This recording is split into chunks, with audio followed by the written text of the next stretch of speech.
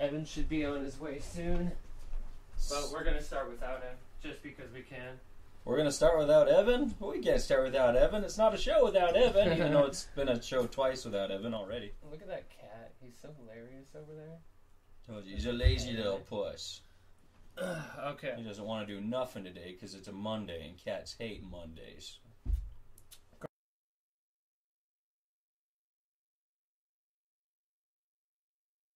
Bill Murray Garfield instead of the Lorenzo Music Garfield. Alright. We're going to set this movie up? Yeah, I've got it all set up. Probably need to adjust the volume a little bit here in a minute, but... Okay. Feel free to, make funny voices, because I can now go in and, change the pitch and everything and do all sorts of crazy things with this software, so... Oh boy, welcome to another episode of Will and Mike Explain the Movieverse. There we go again! We're gonna have a grand old time. I don't know about that, but we're sure gonna try. Hey, SpongeBob. Hey, SpongeBob! Autobots, transform and roll out. To me, my X-Men. Alright. Well, welcome to another recording of Will and Mike. Explain the Movieverse. The Movieverse, yeah. I almost forgot the name of our own title there for a second. We've had, again, technical difficulties as we get our microphone figured out and learn to use this new dang-fangled program called Audacity. It's been quite the experience, and I've had to set the microphone up on a couple different devices, but we got it up and running and got it all figured out. As we're here in our high-tech studio and command control center. I finally also known as my laptop. Yeah. It's just a compact, we've got a lot of fun things that I've learned to do through Audacity, so hopefully we can kind of spice up the podcast even more throughout the next little bit and really make the quality of sound exuberant. Yes, our quality continues to grow higher and higher, reaching new heights and pinnacles never before reached by...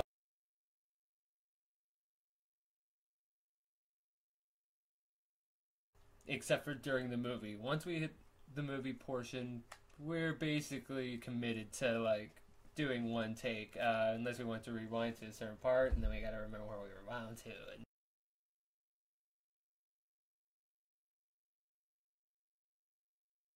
Today we're watching what?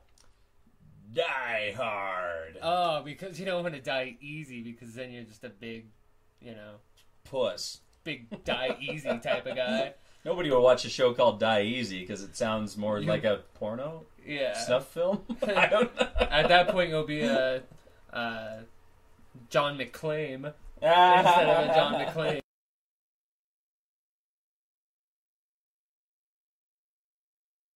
At 0.00 seconds into the movie, and here in a minute we're gonna hit it, and we're gonna get that 20th Century Fox logo, the same one that we got during Predator 2. It's kind of cartoony, not really a whole lot going on with it. Yeah, it makes you kind of appreciate the CG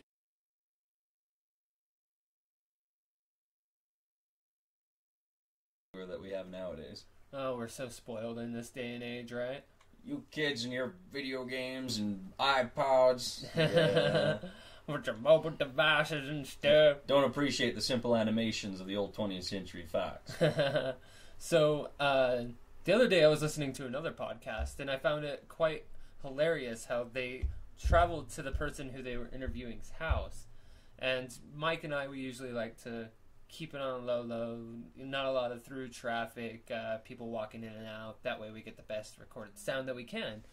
But during this one, they actually had...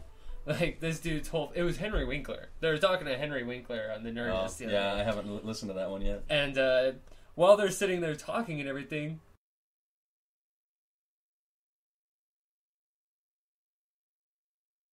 yelling down the hall, and I thought it was a really cool, all-natural type of sound to it. I don't want that to be where we're going, but it was quite the experience to hear something like that. And Henry Winkler, what a great guy. He's going to be one that I'm going to be sad when he goes. I think that kind of thing is pretty cool, because I don't know, whatever podcasts, I think, are more about feeling like you're in the room with them and hanging out in a group rather than having some kind of, formal BS interview or something like that with.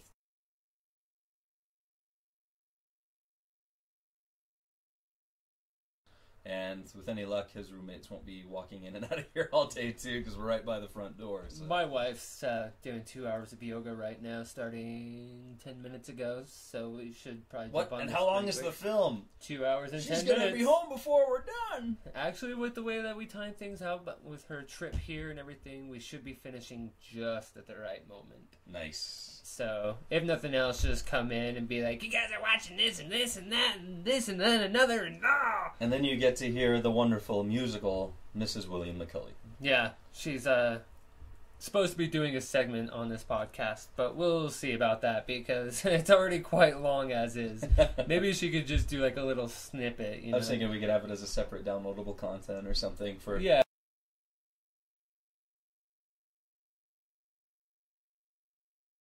Of her just going to town on movies. Right. So She's here we are, hilarious. just going over the 6-minute mark. So without further ado, we're gonna start this off right, and we're gonna say, "Don't die easy, die hard." We're gonna say on the count of Yippee-ki-yay, we will start it. Ready and Yippee-ki-yay! Nice. Oh, it's starting. There it is. Wow, what a crappy 20th Century Fox logo. We're gonna go silent for 2 seconds.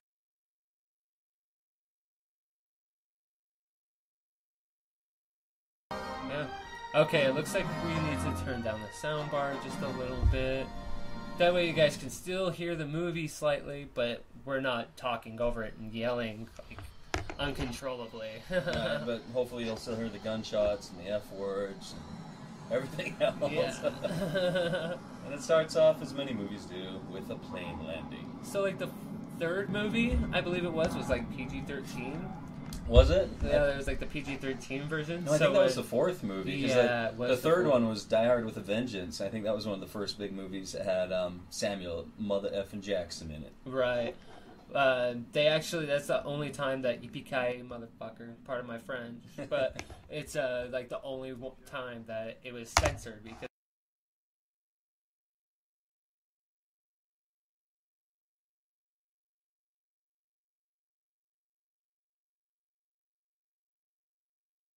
It's like blow some it whole out other- your blowhole. Right, exactly. So, but that's just so classic. They I mean, even how could you? sing-song it. Right. Holy crap! Bruce Willis has hair. Yeah, where I did forgot that that he come from? has hair. Didn't this movie kind of start a whole slew of movies about like one man must face an entire group of terrorist bad guys? Still going. His name is Yeah. Liam Neeson, and he does Taken movies now. I have a special set of skills. I can cook a crepe without messing up the crepe and cracking it. Yeah, it's. I mean, this is like a whole genre of movies now, and I feel like this is the first one, at least the first one I really know about. Was that bear considered a carry-on? Yeah. Because I wouldn't spend $25 to have that be my carry-on. Right? The airlines certainly have changed for the worse. I haven't been on an airline since probably 2001. Yeah, like December of 2001. So I'm actually heading for a plane tomorrow. Yeah, you're gonna have a good time. It really sucks nowadays. Look at that, he's just like smoking in the airport nonchalantly. And nowadays, they probably would have made you buy a seat for the bear too. Isn't this? Yes. There's one of the guys in this movie. I swear was the Lo Pan from Big Trouble in Little China, but maybe I'm thinking of another movie. And maybe I'm sounding really racist right now. I don't know. I'm really sorry. But as we're looking through the credits of this movie, Alan Rickman's one of the first one that comes up. Alan Rickman. Hello, Alan Severus Rickman. Snape. Mr. Potter. This was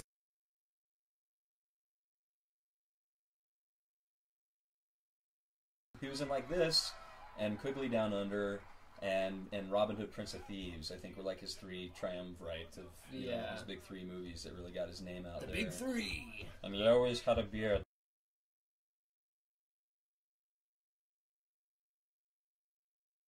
He doesn't get Sweeney Todd to shave his beard. He should be okay, but. Narak Tara, Narak Tara. I mean, I also read an interview with Patrick Stewart talking about Galaxy Quest and how amazing that movie he thought it was. He's like, this was such a good movie. Like, the fanfare and the fiction of it is so closely related to Star Trek. And he's like, that's exactly how our fans are. Like, they're diehard, ride or die. No pun intended. Oh, snap. Maybe a little bit. I don't know. No, well, actually, Galaxy Quest, now that you mention it, you know, which also stars Alan Rickman, Yep. is it's one of those.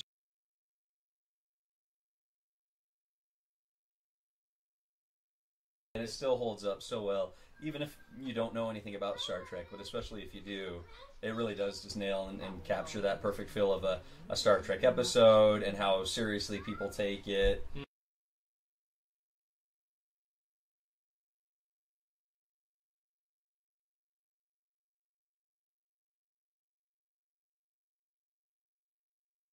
That's just one of those movies that I could watch over and over again. Right. It's got Justin Long in it, and I absolutely love Justin Long. It's him playing a part that Justin Long is like born to play. Yeah, you know? fanboy. Who plays his wife in this? Like, seems like she's been in other movies. I don't know.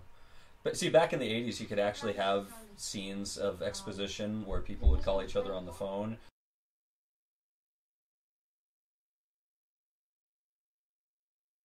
With that big curly cord was. But back then there was like this whole bunch of movies. It was like a tool that movies would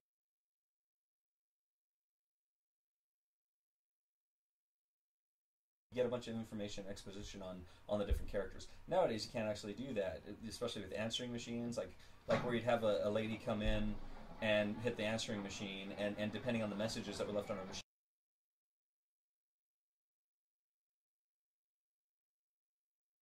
Life and some of the relationships with other people, and nowadays you can't do that because we all have cell phones, we all have text.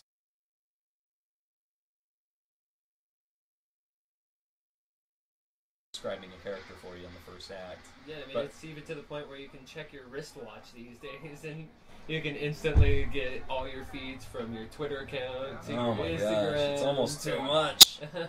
Oh, here's this cool driver guy. I love this guy. But I mean, that's.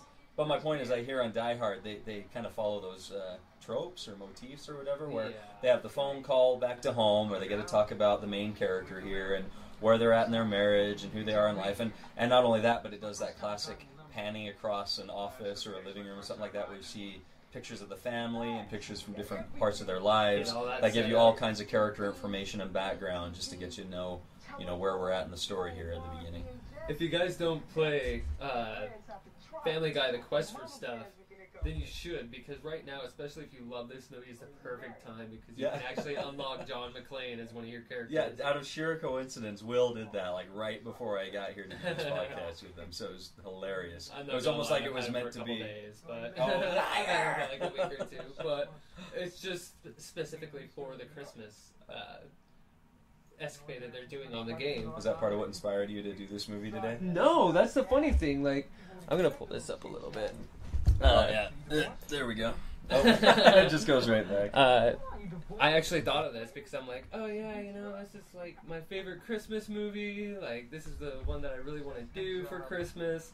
And then he appeared on my game. I'm like, I think the NSA is listening to.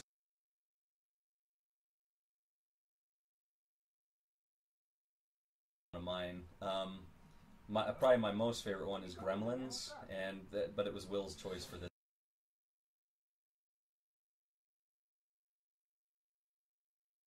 Could have done two for the Christmas season, but with holiday schedules, everybody's running. Flying to Wisconsin and the cheese. Flying to Wisconsin, we just had to kind of move things around and rearrange things. Should we, for next week, for New Year's, should we do Die Hard 2? Because it takes place on New Year's. Absolutely. I think it does. I don't know. All I actually remember about Die Hard 2 is when he ejects from the jet and flies up into the air and somehow doesn't completely die. Yeah. And then the guy doing naked kung fu at the beginning of the movie. Because how could you forget that? So this building, I don't remember the technical term or the actual name of the building. It's something Asian, but this is actually 20th Century Fox's corporate offices. Oh. And it was not finished at this time. and they still charge themselves rent to film the movie here. Like, why do you charge yourself when it's your building? I don't know. Something must have got lost in the paperwork, or they just did it under some kind of cocaine high, like studio execs can only do. Seriously, Bruce Willis with hair. It's like weird to see. The funny thing is, his face still looks exactly the same. Exactly the same. I think he looks more badass with a bald head, though. Yeah, I mean, I think this was Bruce Willis's first big movie break too. Because before this, he'd done some small films and stuff. He'd done Moonlighting is kind of what he was known for, because he was doing that on TV with I don't know, was it Sybil Shepherd or somebody? I think it was Sybil Shepherd. I have vague memories. If you don't know who Sybil Shepherd is, then maybe you should have been born sooner, because nobody knows who she is these days either. So. Well, you know what happens. It's a sad truth in Hollywood that once an actress turns 40, she falls off the face of the earth. Unless you're that delightful Meryl Streep, I guess. Oh yeah, Meryl Streep will be around for ages. Or Barbra Streisand. I mean, Barbra Streisand's kind of a do-it-all kind of lady. Well, she's hanging out with Seth Rogen nowadays, right? Doing that trip movie, road trip movie. What was that? It was like... Look how advanced that touchscreen is. Wow, this place is state-of-the-art. At least it does work like that. Nakatomi Building is what it is. Right. As you guys can see from the screen that you're looking at right now. Otherwise known as the 20th Century Fox Building. I just cannot seem to find my phone. Man, look at all the I swear the guy's advanced buttons and that super advanced security desk right there look more like the bridge of the Enterprise from the original series. I was thinking that it looked like the little thing on the front of Darth Vader. Oh, yeah. It's like, whoa, they operate on the same type of equipment. It's technology from a galaxy far, far away. Alright, it looks like we're going to have Evan coming over to join us for a fun podcast. Me and Mike try and have some people over occasionally. Hopefully one of these days we can...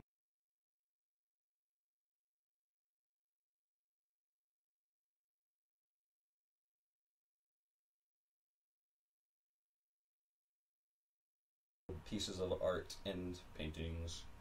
I have bought a couple things from him. He's got a really awesome, I probably mentioned it before, really cool Harry Potter drawing that I just absolutely love displaying in my home. You got the original of that, right? Like his custom one, because he still sells cards and prints of it, but you got the one and only original, yeah.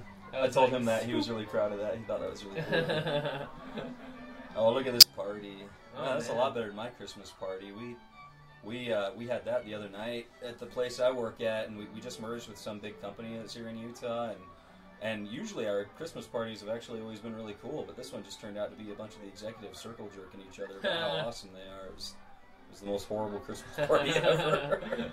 We went to Mallory's work party last night for the yoga studio. How was that? Oh man, her boss lives in a mansion up near the Capitol. Oh wow! Oh, one of those, man. She rented out a taco truck for the catering, so you just go out and get tacos of all sorts.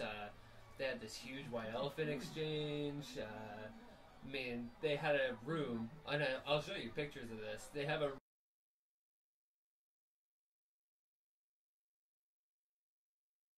Beauty and the Beast or something? Basically what it's been referred to like the entire time. Oh, but wow. the only other thing in that room is a stripper pole. Are you kidding? Stripper pole, Is buddy. it like really supposed to be a stripper pole, or is it just... It's a stripper pole for aerobics. Like a lot of women are starting to do like yeah, pole dancing aerobics and everything like that. And it's a really expensive, nice stripper pole. Man, maybe I should get one of those and learn how to dance like that. Like, I think I saw an episode of King of Queens where he did that. I've only had to strip once in my life, so... Sorry, speaking of people doing cocaine, here's her boss doing it, the guy with the beard. Yeah. Oh, that's funny. Well, I guess you want to be on top of your game for the big Christmas party. I actually kind of wish that my bosses had been snorting cocaine. Maybe it would have been a better party. So, why is he here at the Nakatomi building? Isn't he coming to meet his wife or something like that? And because they're kind of estranged from each other, and he flew all the way from New York to... Because that's his thing, right? Is that he's like a New York cop that just kind of gets caught up in this weird LA stuff. That's what I thought. But it's like, why is he... I don't think he's meeting his wife at the Nakatomi building. Somebody just like randomly sent him... I guess we should. Maybe if we'd been paying attention to it. Maybe if we turn up the volume, we can tell what's going on. No, don't. I'm going to turn up just a little bit. Just a tad. We're a lot closer to the microphone than the soundbar is. Well, you can tell that they, they haven't seen each other for a little while. They're kind of excited to see each other. Oh, obviously, her boss is her boss is super hot for her, so that makes it interesting. Yeah. Hopefully that sleazebag dies later. I'm sure he will. I definitely think you're right. Spoiler! Maybe it was like the boss's little surprise, like, hey, I brought your husband for you. Oh, is that what's going on, do you think? No, there's no way that the husband would try to get that, or that the boss would get the husband there if he's trying to bang her. Yeah. I don't know, whatever. Well, obviously here come the bad guys, because that's what the music tells us. Man, oh yeah, there's the stripper pole. That's funny. This is like her entryway. The entryway to this building that we were just at is like a bowling alley. It's just like so long and so immaculate, like marble flooring. And your Christmas party was way cooler than that.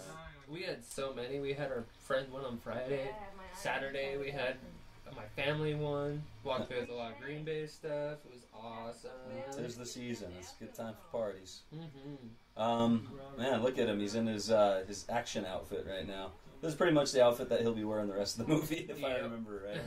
Actually, I'm going to confess here, I haven't seen this movie in a long time, and I don't think I've actually sat and watched it since I was like 12, so...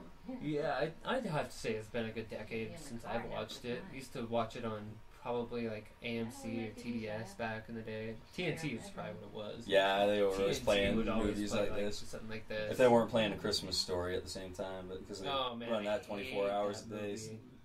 You hate that movie? Oh, I hate that movie. We're never doing a podcast of that. I don't know, a lot of people, maybe it's a thing like my age, like people just younger than me all seem to hate that movie, and like I dig it, and so do all the people older than me, so I don't know what's going on with that movie. Maybe, are you sure we shouldn't do a podcast of it and dissect it and try to figure out why? I'd rather dissect myself. Fair enough. You'll shoot your eye out, kid. Man, with all so far with all the sunsets in this movie, I'm starting to think it was directed by Michael Bay. It was actually Jonhn McClane. Not enough explosions or boobs. That's true. Well, he never goes full boob. He always just, has some way underage, semi-hot chick, quote unquote. Yeah. That he tries to exploit. I tried to get Mallory to watch, speaking of Megan Fox again,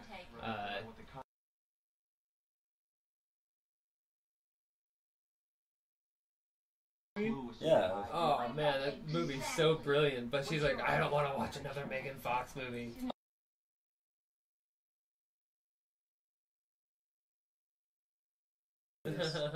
Man, look at the hairdos in this movie. Look at her. I think my hair is longer than her. I guess that was the 80s though, man. I mean, it was... People had like short, spiky, crazy hair. Maybe they got it from anime. I don't know. She's got like that poofy thing with the bangs going. What's up with his chest hair? Speaking of hair. I wish I could have like chest hair like that. Maybe I should shave my chest hair until it looks like just a little patch like that.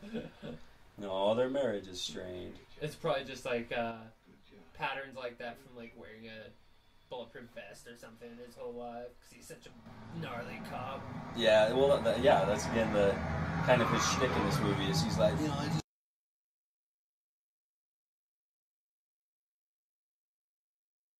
I don't get it. It's all wackadoo, man. I don't know if that's necessarily a Bruce Willis impression. It's supposed to be like I'm from New York. What's going on? Oh, man. I apologize to all our New York listeners.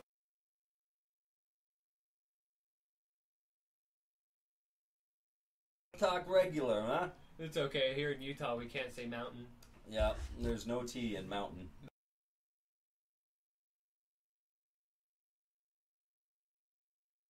Mounties. Wish I was Canadian. Utah usually has like almost more of like a weird southern accent.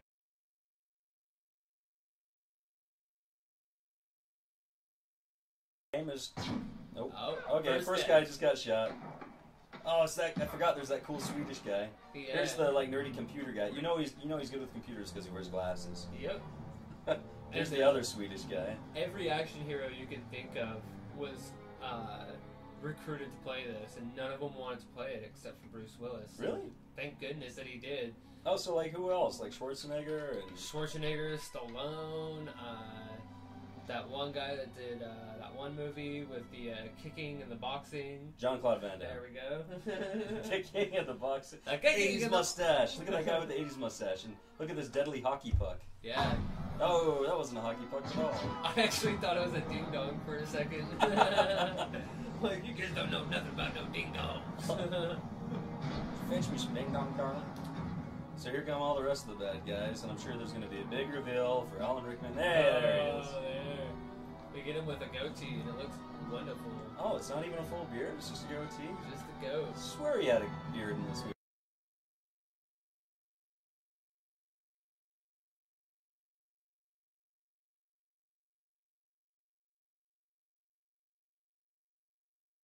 Because, you know, if you can get into a computer in a movie, you can pretty much do any magical thing with a network that you want. Because that's how networks and computers work. Right? I know, I guess that they make a big deal about how this building is all advanced, and everything can be controlled from this terminal, blah, blah, blah. And thanks to movies like this, we see why that is a terrible idea. Terrible idea. Apparently these people never watched the new Battlestar Galactica. So most of the... Okay, so we know that... I'll get to that in a second. We'll talk about that in a second. We've got a lot of fun things. What, Battlestar Galactica? No. Oh, you mean the building? About some of the people that we're going to meet. They're Alan Rickman's entourage and everything. Oh, there's that one guy that's in all those movies with the bald head and the goatee, that one Asian guy. Uh-huh. Oh, that guy's... I love that guy. He's in, like, Big Trouble in Little China and all kinds of movies. You were right. That was the guy you were thinking was in there. And yeah. see, you're not racist after all. Well...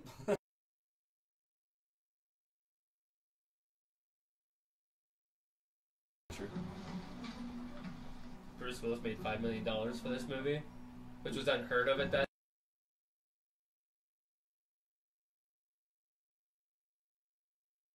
Man, now $5 million is like chump change for an action guy.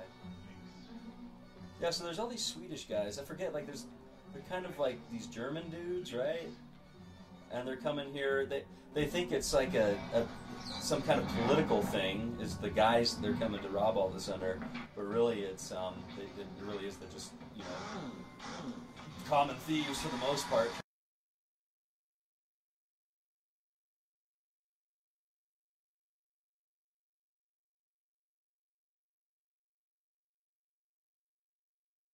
Oh, yeah, I remember the bare feet. That's Bare gonna cost feet. you, buddy. Oh yeah.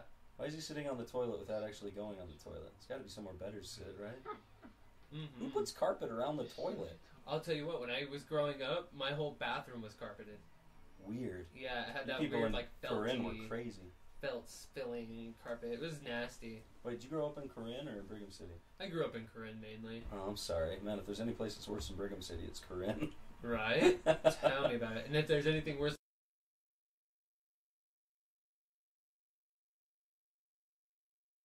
Place up there. Plymouth? Yeah, you don't want to go to Plymouth, Utah. Ew. There ain't nothing there. There's that crazy cordy thingy my bobber hooked to that black thingy. Why do they keep holding it up to their ears for some reason? Oh, he's hanging out with the bear. That's cool. It's just like parties the whole time down there. So if he got $5 million, how much did the bear get? Oh man, I was gonna make some sort of bear related pun. He Something. didn't get very much. Genius.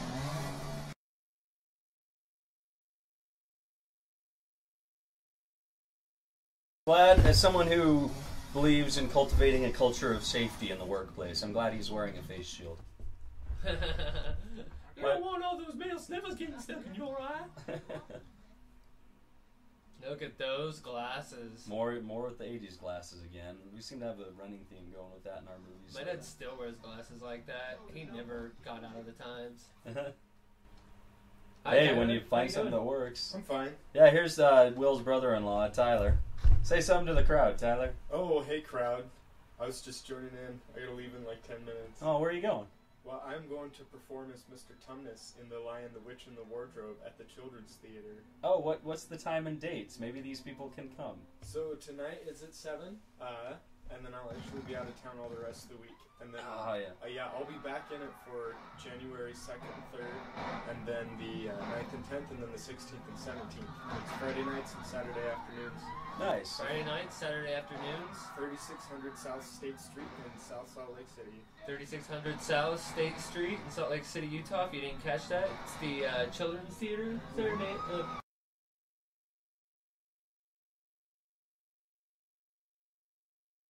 See Tyler here perform as Mr. Tumnus, the awesome satyr that gives presents.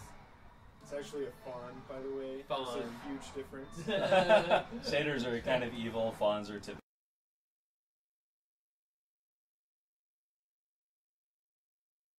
It's all Greek to me. Why did he not remember his shoes? I mean, how hard is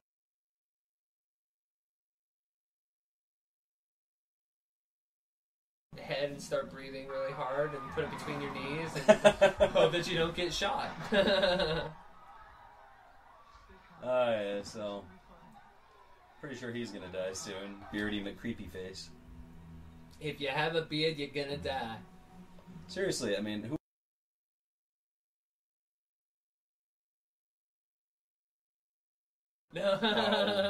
Kid Rock. Oh wait, we're talking action films. That's right.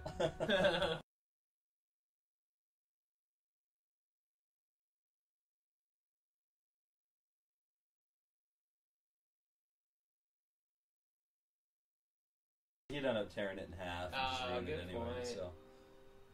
Ooh, what's up, Chicky? Is he seriously just peeping while I... Oh, people are dying? Well, there's this woman.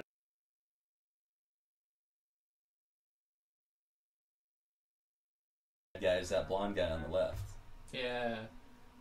Who could have easily been played by He's actually Dolph in Lundgren. probably almost should have been Dolph Lundgren. Maybe he passed on this movie too. I think he was one of those that got passed up on playing Jonhn McClane also. But I mean, could you imagine Dolph Lundgren with the name Jonhn McClane? It never would have been as good. But is he reading from the Bible or something? What's he looks like a preacher giving a sermon.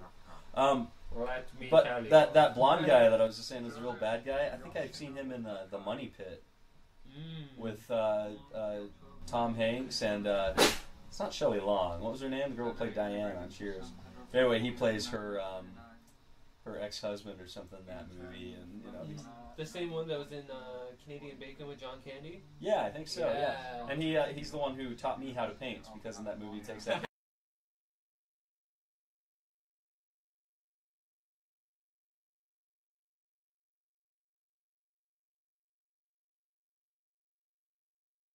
You know, loosenal and seductive.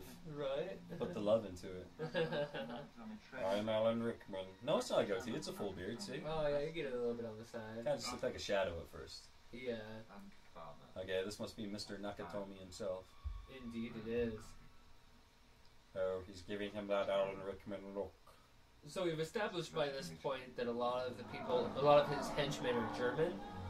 When they're speaking in German, when it's translated to actual German, it's just a bunch of gibberish. Is it really? Yeah, just gibberish. The only German actual phrases that are said in this are by Alan Rickman.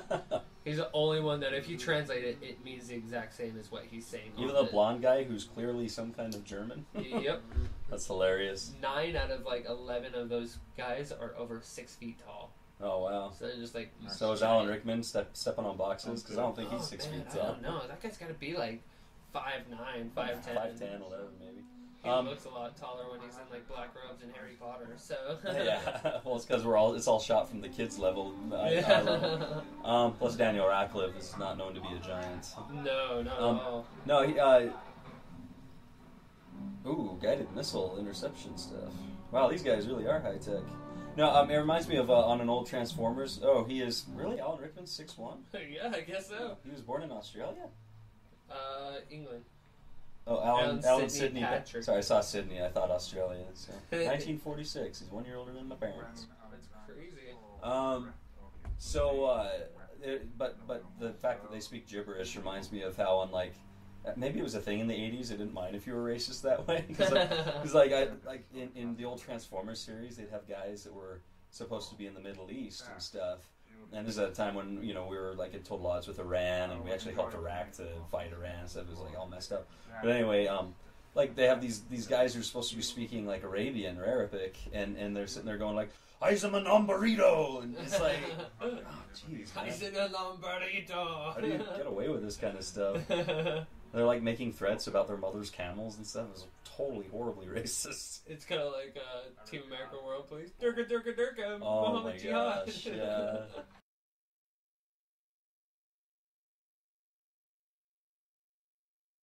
Tony hack in North Korea getting all pissed off because of the interview and everything. It's really upsetting me. Like, oh, isn't that crazy? It's that same thing with like how South Park made fun of Muhammad years ago. That's what I was saying. But now, like, suddenly they came up to that one episode where they weren't even allowed to show him, and they had to censor him out. And, yeah. And then, you know, those same guys go off and do Team America, which totally makes fun of North Korea. Or even look at freaking Red Dawn, where they couldn't do the Chinese. Okay, maybe that's kind of understandable, considering our, you know, economic relations with them at this point. Right. But they switch it to North Koreans, and nobody batted an eye. Like, the North Korean army could... Maybe I shouldn't be making threats on the internet anymore about this, but like they could take out the entire U.S. military and occupy our homeland, like with a place the size of what, like Rhode Island or Delaware or something. I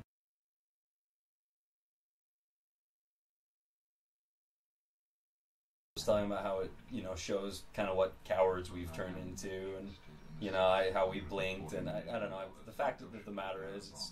From what all the reviews say about it and all the critics who pre-screened it, it's not even that good of a movie anyway. It's just horribly violent and offensive, but...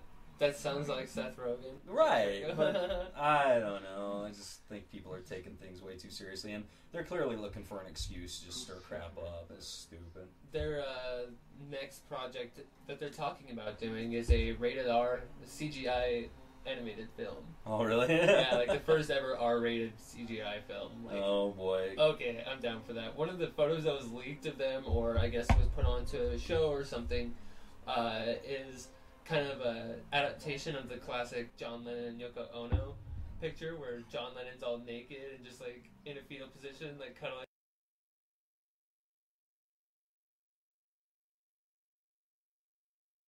It's supposed to be Yoko Ono, and then Seth Rogen's naked, like spooning him like that. Oh my goodness.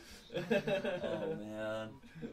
No, seriously, what is Mr. Nakatomi in? Because I know I've seen him in other stuff, but IMDb. Thank you, IMDb. Yeah, you really do help us out quite a bit. Alan Rickman is doing everything slowly and dramatically. I love Alan Rickman, don't get me wrong. I like the fact that he does a bunch of weird short films and helps people out. Like, have you ever seen the one where it's just him making a thing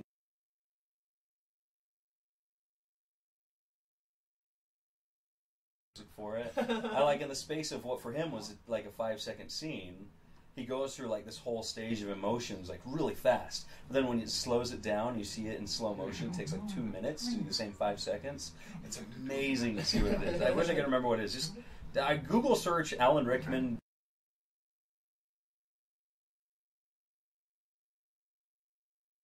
Really creepy, and he's following this child home, and you think like, oh man, what is he, like some kind of horrible child molester?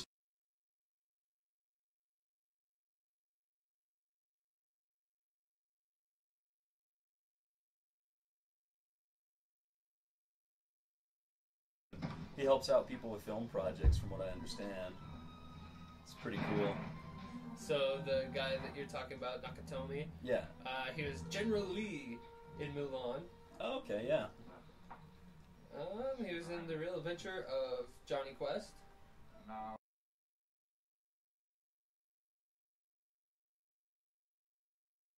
I recognize him from Babylon 5. I did like that. But Sequest. I think he'd have to be in more than one episode for me to really remember him. Murder Chiro. Oh, a bunch of... An episode of Jake and the Fat Man. That was a great show. Die Hard. He was in this? What a coincidence. How strange. Oh, he's in an episode of Magnum P.I. Okay, so he's probably one of those, what they call him, that guy. Because you're just like, oh, it's that guy. Because you never remember his name or you've seen him. But just, you know, you see him.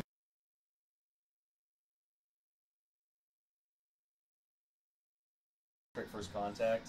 I was in, like, Babe and Deep Impact and all these other movies, and you never remember his name.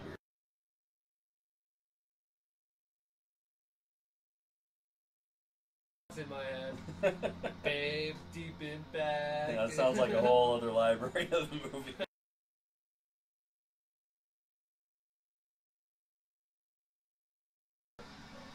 Old other things.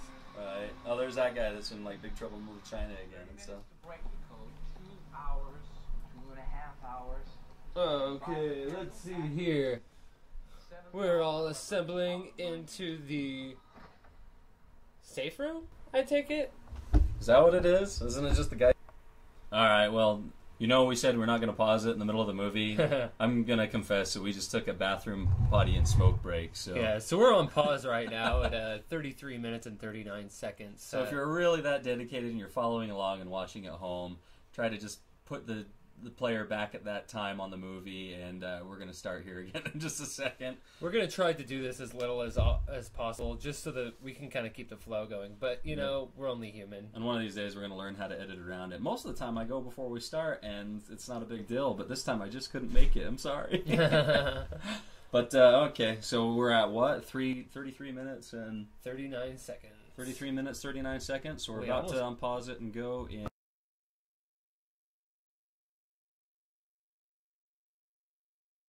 door that's opening with a big symbol, which kind of looks like a transporter Pokemon pad from Star Trek. What is it? Oh, okay. So there's the big safe that's inside there, and has a big computer that I'm sure the glasses guy can hack. Unless it's HAL 9000, then we've got a real problem there. I can't let you do that, Rick. Alan Rickman. Oh, I think Evan's here. What's up, Evan? How's it going, dude? It's going good. We're just like 35 minutes into this thing. Sweet, Die Hard. Right? You've only missed a couple of deaths. I think a guy's head exploded when he shot Mr. Nakatomi. A lot of blood. Good times. It's a classic. Yeah. So we have Evan Kent Weiss joining us again. Beachman Music at somespace.com. Bandcamp.com. I haven't seen you since we did Hook, man. How you doing? Doing good. Hey, good. Yeah, really good. All kinds of Christmas cheer going on. Life is all right. Yeah. Hey. Look at all the Christmas cheer going on at the Nakatomi building here. Yeah, that's why we chose it. This is one of our top Christmas movies. So they're gonna light that place up like a Christmas tree. Will's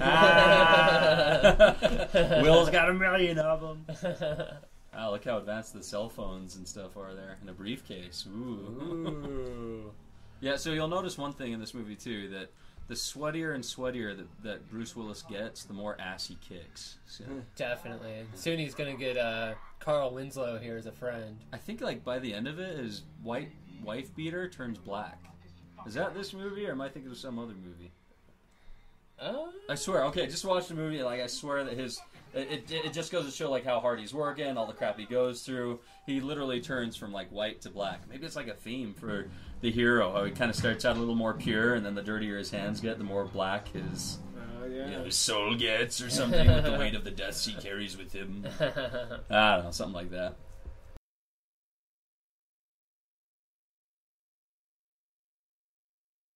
I mean, we were just talking about how Bruce Willis has hair. Well, not just. It was probably like a half hour ago. But that's kind of still just, you know. If you notice, there's all these like crazy German guys that I guess it's always okay to kill German people because they're probably Nazi descendants or something, right? As far as movies go, I'm not like condoning that. Please don't take me wrong, but look at that guy. I mean, blonde-haired, blue-eyed poster boy for the Nazi party. Come and join the others. Nobody who speaks German could be evil. Depart. D. See, any of these like blonde German guys could have been played by Dolph Lundgren. Dolph Lundgren. Maybe they were all played by Dolph Lundgren. Nowadays, you could probably swing that in a movie, and it would be awesome. He just looks a little different. Be like, you know.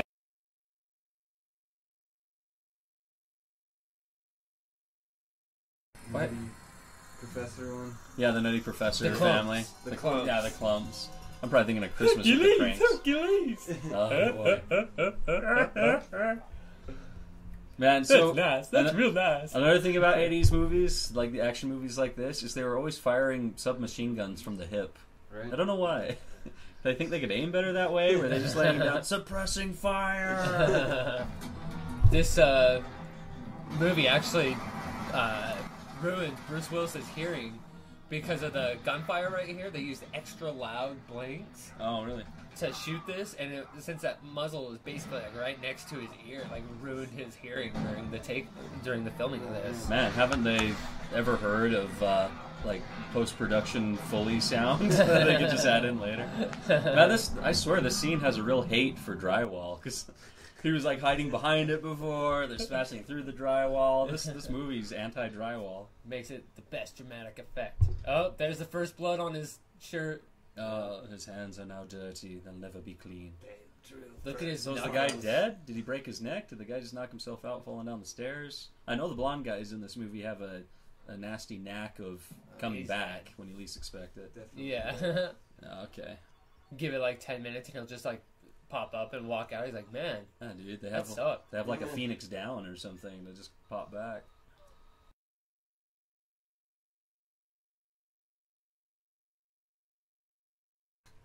Then he has a giant drill, of course. Man, these guys are like super high-tech burglars. Yeah. Is it Danny Glover? No. Who's the guy?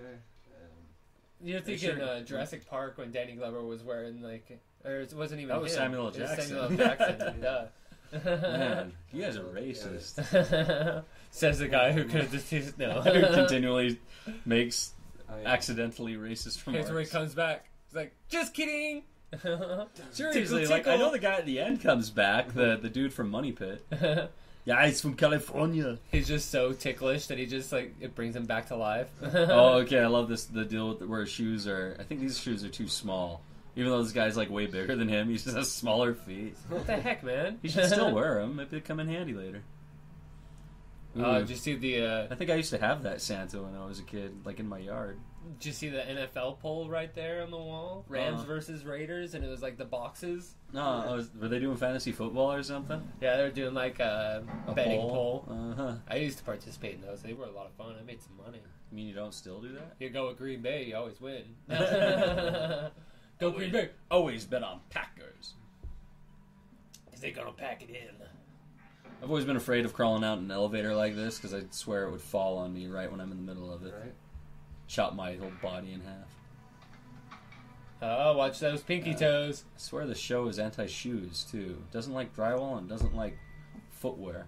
They just didn't want to have to pay for the Nike emblem. You know, they didn't have to pay likeness rights or anything, so they're just like, just run around with that shoes on. Isn't this the part where he, like, throws the body down the elevator and says, like, now I have a machine gun or something? And, like, just taunts the bad guy? That's pretty hardcore, man. That's pretty awesome. With the Santa, too. I mean, no wonder this movie was, you know, is beloved or whatever. Like, it really is, like, cool. Like, you know, the action hero kind of stuff that this guy does. The quippy remarks he has. Oh, yeah. The action where he's, you know, kind of your normal blue-collar guy fighting, you know, against all odds. Oh, look at that guy's hair. That's pretty. Yeah, now I have a machine gun. Put the Santa hat on. That lady's going to need therapy forever. Therapy. You said pee. That's great. Oh, she probably wonders that it's her husband. She's probably pretty sure. Now I have a machine gun. Ho, ho, ho. I love Alan Rickman. Mr. Potter. So they didn't...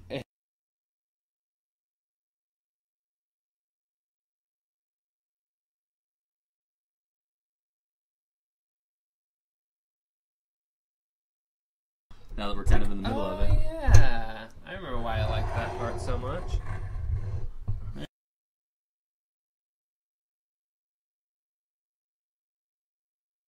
And that's great. So he's got all their names that he's getting right now, so he can cross them off his list.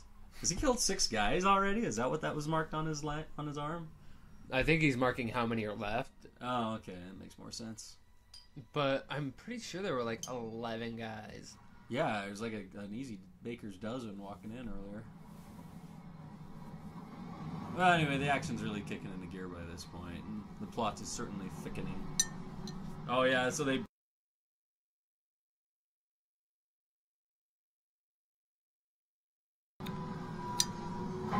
Oh, hey, he's just ducked. All right, go Bruce Willis. I thought maybe he was just going to get his hair chopped off, and that's how he loses it. Can you see what his tattoo is, or is it just too much low definition to tell back then? I don't know. It's too low def. Oh, naked ladies on the circuit breakers. Oh, boy. Well, He stops for a second. Oh, my gosh. That wouldn't be an 80s action movie with at least a quick boob shot here or there, right? Right? That's why my life is an action movie. Lots of boob shots everywhere, all the time.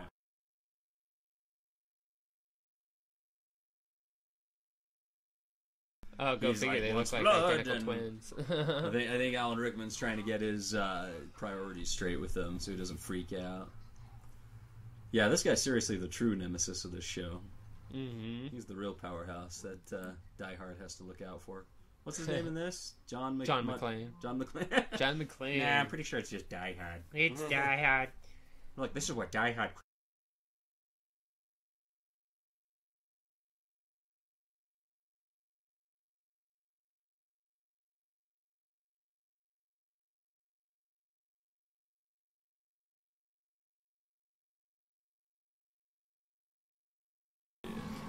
Baby, I'm a buddy of bread. Where is he at this point? He's like going up the stairs, down the stairs. I know, these are like some crazy service stairs. This building wasn't very well designed. Okay, so he's going up to the roof. Is he going to like signal the cops? I think that's what he's coming up here for.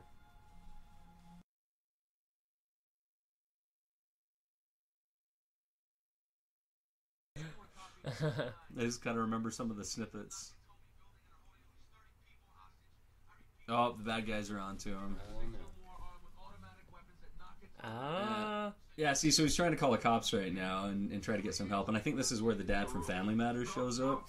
Carl Winslow. Yeah, Carl Winslow. He played a cop in so many movies. Yeah. I know he's in this. What else is he in? I was just besides seriously Family watching Matters? BoJack Horseman, and they brought that up. Really? And it was a BoJack Horseman Christmas special, and they're like, "I swear, dude, it's the same guy. No, one was in Chicago, one was in New York. He moved. No, he didn't. He didn't move. Witness protection." Well, and this one's yeah, exactly. He has a different name. Witness protection. Well, and this takes place in L.A. So I mean, he was just a cop that kept.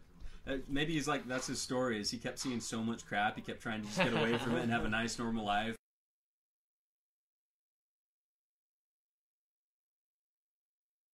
So high that he wound up just strangling him with his own like cloning machine. Probably in the end. I heard Jaleel White got like super buff after Family Matters because he got sick of people making fun of him for being Urkel. That's why he was Stefan when he went in.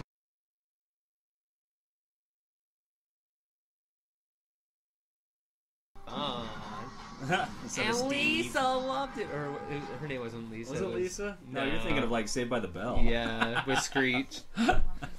Other Dustin nerdy guy. Diamond. Yeah. Oh boy, that guy was a freak.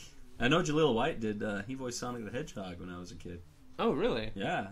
Interesting. Way past cool. It almost sounded like Urkel if you heard it. Oh, cool.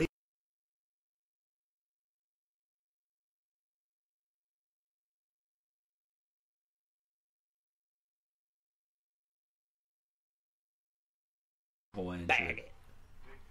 So here's Carl Winslow. He's got to be like what? A sergeant?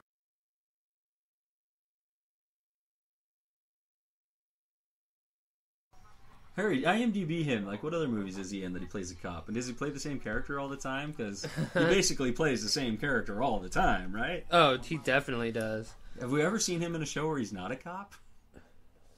Not That's a cop? crazy. Oh, I love the fact it's an old cop car. He looks crazy old now. Oh, yeah, wow. He's got gray hair and everything on his IMDb He kind of looks picture. like that. Look at the gas. 74 cents a 74 gallon. cents. Oh, my gosh. 74 cents. I just paid $2.49.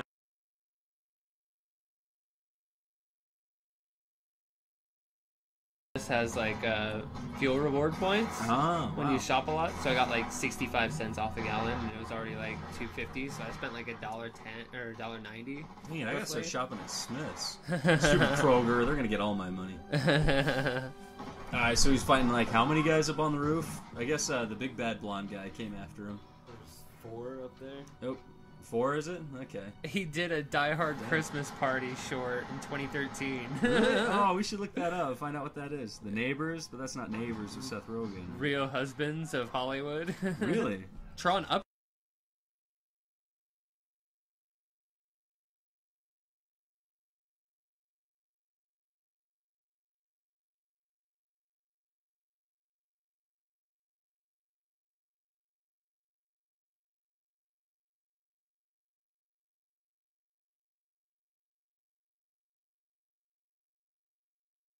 Story? Really? Isn't that a cartoon? It looks like a cartoon on the picture. It's probably like drawn together, so it's all like vile. Oh yeah, that's probably what that Seth Rogen animated movie is going to turn out to be like. Oh, so maybe, did he just give up his submachine gun to get through the thing? Oh no, okay, still got it. So he's trying to run away from these guys from the roof and get some cover. This isn't where they shoot out the glass, though, is it? Coming up? And he finally, like, runs into... cuts his feet all up and everything? I think this might be that point. I remember my dad, like... I remember watching this with my dad. He was pointing out all the cool things that Bruce Willis was doing. He says hi to the girls on the picture again. Alright, so what's he got planned? Is he he's taking some service way so they can't find him? He was on That's So He's Raven. saying a lot of swear words. Oh, look, the guy's got a French famos. He's got...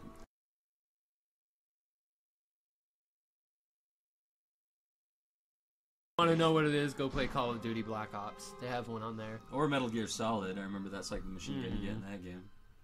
See, you can't even see his tattoo. I don't know if it got rubbed out. It looks like a big bruise on his arm. Yeah.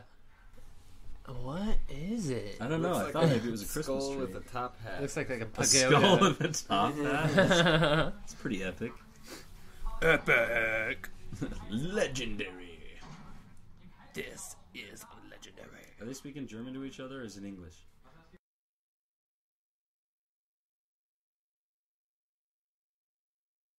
Really? There was 200 episodes of Family Matters? Uh-huh. Wow. I think 5 is enough. Tales from the Crypt he was in, huh? Okay. Tales from the Crypt! ABC Saturday morning. He was in Die Hard too? As Sergeant Al Powell. See, I knew he was a sergeant. I know my chevrons. He was in Turner and Hooch, probably as a cop. Yeah. Detective David Sutton. It says he was on Perfect Strangers. I remember Perfect Strangers. And As Carl Winslow. yeah, because Family Matters is a spin-off of Perfect Strangers. Really? Yeah, it was one of the more successful spin-offs. Kind of like how Frasier is a spin-off of Cheers, and Joey was a terrible spin-off.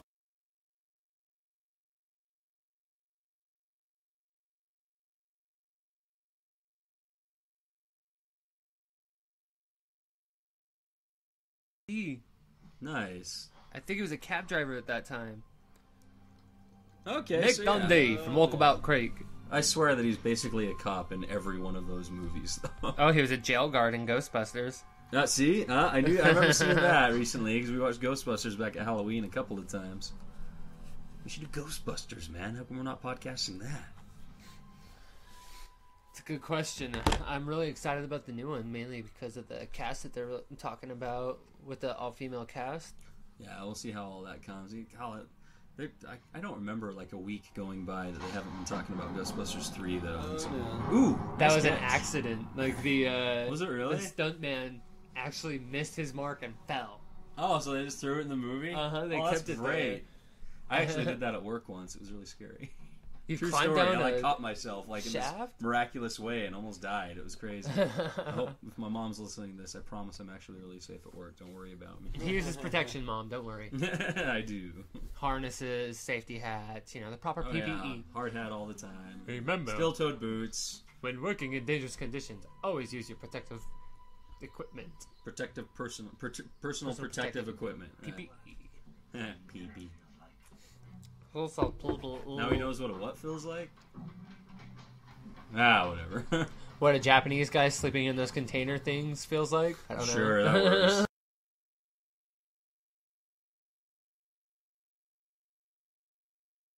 He could have said like a dead body because it was like a coffin. Yeah, I guess we'll never know. Somebody tell us in the comments or something like that on our website, please. Which is underway right now, so we can finally get these up. I've been working on it the last couple days, last week or so. It's really coming along quite well.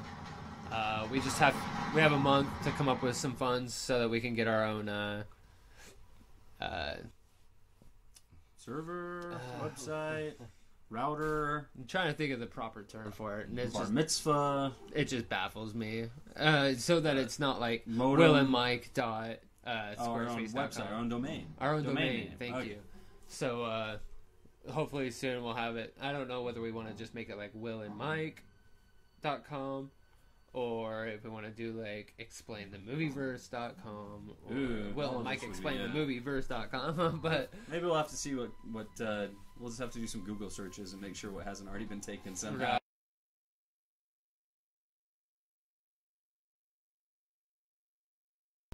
Get us some sweet business cards or something, you know. My brother apologized. He's still gonna get. He's got to get the logo.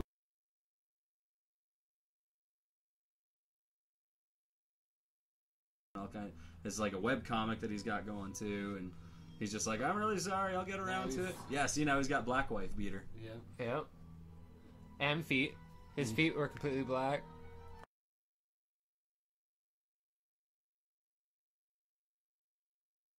Yeah. I love blood. This really is a cool office. I've always wanted to have like a Japanese garden in my house, or a giant Japanese garden office in a high-rise building. Going back to that mansion that we went to last night, had two of these little. Oh wow, they had like statues little up. statue things in there. I can't remember what they're called, but it makes me feel so deprived. look at this place. Ew, hairy armpits from Bruce That's Willis. The dining room, and then that like downstairs into this. Oh wait, this is that great scene where the cop's looking in and everything looks like it's kosher, so he starts going away, and to get his attention, he does this awesome thing coming up. He just pulls down his pants and goes. And he's like, "What is that white man doing? I've got to investigate this further. It's me. What'd he say? Like he said, kiss me. Kiss me. Smart ass mother. Yeah. Man, we got.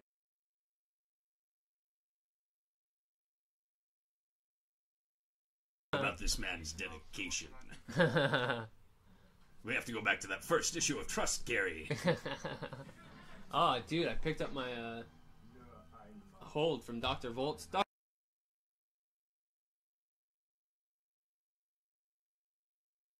Axis or whatever? Yeah, I got the full run of Axis now. Nice. Can I borrow it right now? Yeah. Like, Cause that'd be cool. If you really want, because I still have like the second Avengers one to the Apocalypse Twins to read Okay. before I can actually get to it. Yeah, that'd be cool if I could probably get through it relatively quick. Yeah, see, I've got like Nice. they got all mixed up. I was drunk the other night and got everything mixed up. It's okay. I should be able to organize it all right. And I got some new Invincible and. Oh wait, here's the part. I think he popped a gas line or something. He's just gonna blow the crap out of the building to get the cops' attention. And it's like the perfect thing to do because you don't miss like a bunch of glass exploding out of the side of a building. Yeah, and most cops might miss that, but not Carl Winslow. Not Carl Winslow. Oh, okay, he's still not doing it because he's inside the building with the guy. This guy's all trying to be from Texas. Golly, looks like Lyle Lovett or something. Look at Apocalypse messing with Deadpool and is like... Is that Deadpool? It looks like Moon Knight. I know, right? It might be Moon Knight, but he looks a lot like Deadpool. And there's a random cat, so that's why I'm like, I think that's Deadpool. Kitties make everything better. Kitties make Deadpool better. Yeah, I gotta read this. Aren't all the villains heroes and heroes villains or something like that? Basically, yeah, like they... That sounds cool. Red Onslaught. Oh, the guy's waiting for him to come around the corner and see stuff. But he's Carl Winslow. I bet he knows what's going on, but he doesn't do.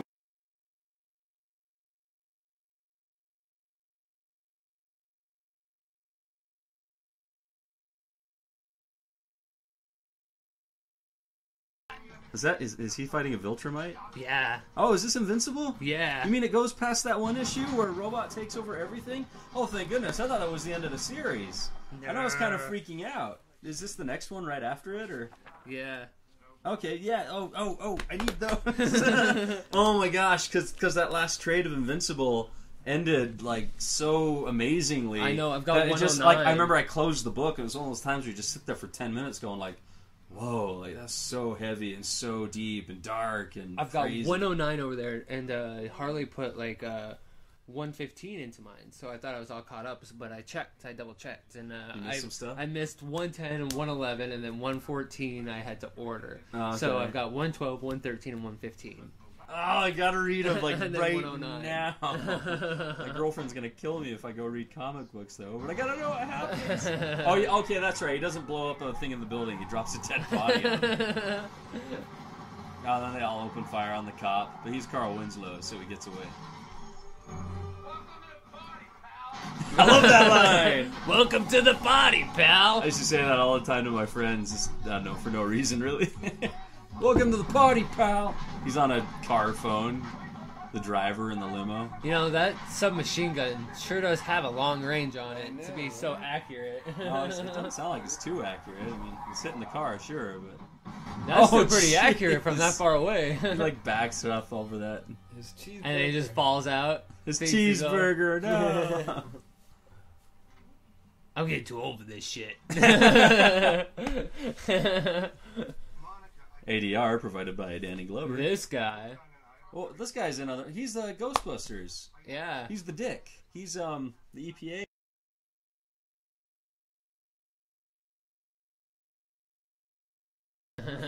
Talks all creeper. Yeah, okay. So he's like a police chief in this, right? And like he's like a detective or whatever. Yeah. In charge of Carl Winslow.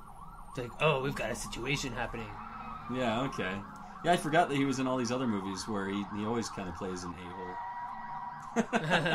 Poor guy. It's like the kid that plays Joffrey on Game of Thrones is probably gonna forever be known as like he's not gonna cast have as some kind of jerk. He's never gonna have another acting career. It's kind of like he Tom better Felton. If he were smart, he would he'd lay low for the next few years. Yeah. Let himself get into like his 20s, like far into his 20s, and start playing like romantic interests or something like that. It's kind of like Tom Felton, the guy that played Malfoy. Draco Malfoy. Yeah. He came in Rise of the Planet of the Apes, and he was kind of the protagonist there because he was antagonist. Antagonist. He Yeah, was the that's bad right. guy. Antagonist, prodding Caesar and all them with. Again, he played a jerk. Man, he's never gonna get away from that. He's already too old.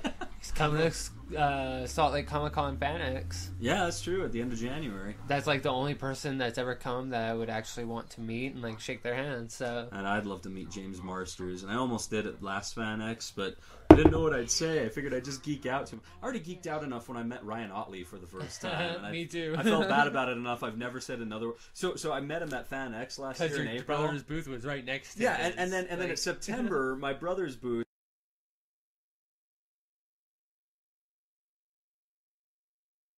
Remember in that part when you drew the Viltrumites going right through a planet and blowing it up? That was pretty cool. I was talking about how they made Adam Eve, or how he made Adam Eve like a plus size superhero. I'm like, dude, that's like just so amazing. Like that you would actually incorporate that and have, this strong woman be, plus size plus size give her a couple superhero. of more curves. Yeah, it's like really and nice. really she's cool. Still awesome. It's someone that we still love. super hot too. Yeah, definitely. But I don't know if you've caught up and everything like that. She's actually kind of gone down a few sizes because she couldn't eat because.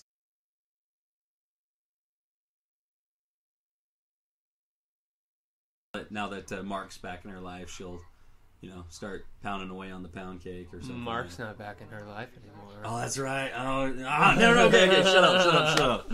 Anyway, Die Hard, he's sneaking around and talking to Alan Rickman. This is what you signed up for, people. Like, we're still watching the movie, but we told you we were going to have lots of side banter about comic books. And... Maybe if I'd seen this movie, I knew what to talk about with it. There's Walter Peck again. Actually, this is really cool because, So now Die Hard and Alan Rickman are talking on the walkie-talkies to each other, and Alan Rickman's being very British like he is. But then later when they run into each other, he changes his voice and accent, and Bruce Willis, Jonhn McClane or whatever, he doesn't recognize him. And they left that in. The bad guy and the villain, which are the same people. I mean, the hero and the villain, it gives them a chance to have a lot of one-on-one and make it really personal and. That's so cool. They left it in. They left that in because they wanted to show the diversity that Alan Rickman was able to overcome. Huh. Because since it is his first role, they wanted to give him all the opportunity to show some range to show his range and the direction.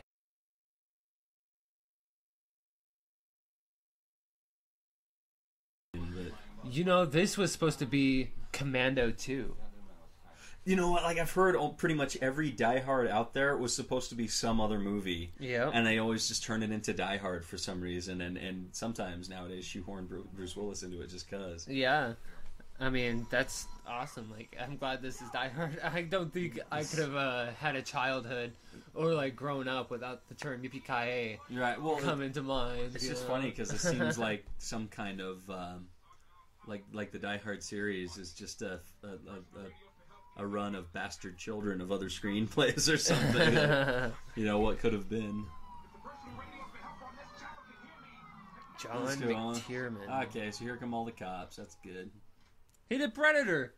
Okay, I thought it was Predator. I could have sworn, man. Let's see. Man, he does lousy audio commentaries. Don't listen to his commentaries, people. Just listen to us talk about his movies. He did Basic, though. Basic? I don't think I've ever seen Basic, but I've heard of it. Basic's such a good movie with Samuel L. Jackson. Really? It's a big, like, military mind twist. He did Rollerball, did Last Action Hero, Die Hard with a Vengeance. I love Die Hard with a Vengeance. That was a good one. Hunt Predator, for Red October, Nomads. really? Yeah. I love Hunt for Red October. And he produced many of those same movies. Yeah, a couple TV shows. Robin Hood, 91 Last Action Hero. Love that movie. That's my favorite Arnie movie. That's a guilty pleasure. Mm-hmm. I saw it recently, and I remember not thinking that it holds up, but at the same time, it still had this great charm.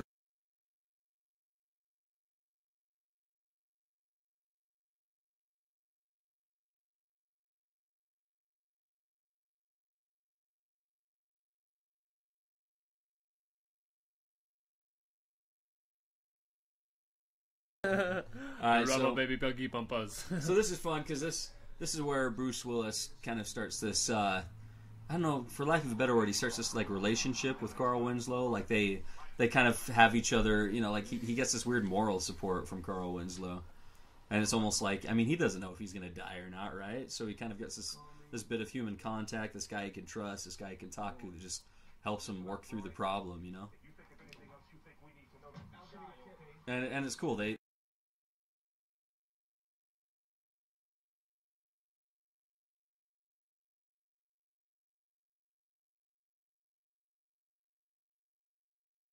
I said he's the real big bad guy in this movie, and it's Carl Winslow who actually takes him out at the end, right? Yeah. So that makes him the real hero of this movie.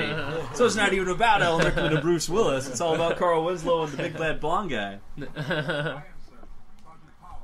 And here comes Paul Gleason. Oh yeah, this from The Breakfast Club. In all kinds of movies. Yeah, Your ass is mine. Not another teen movie. Alien, yeah. Is he an alien? Which guy was he in Alien? He's not the guy with the hat. That's the guy from Avengers. Yeah. No, he's that. I think you're thinking of John something or other, the guy who has the chest burster come out of him. He's like Hellboy's dad. That's right. They look the same. Yeah, he's Hellboy's dad, and he's in all kinds of movies. He's another one of that guys. That guy. He's that guy. He did Loaded Weapon. That's a funny one.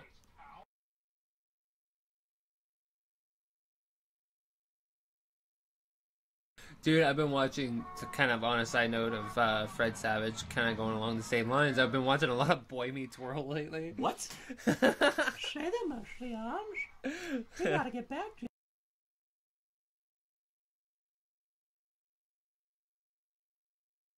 I'm just Didn't Johnny be good? Oh, what is it? Okay, so his wife is like totally being like super brave and coming to talk to Alan Rickman.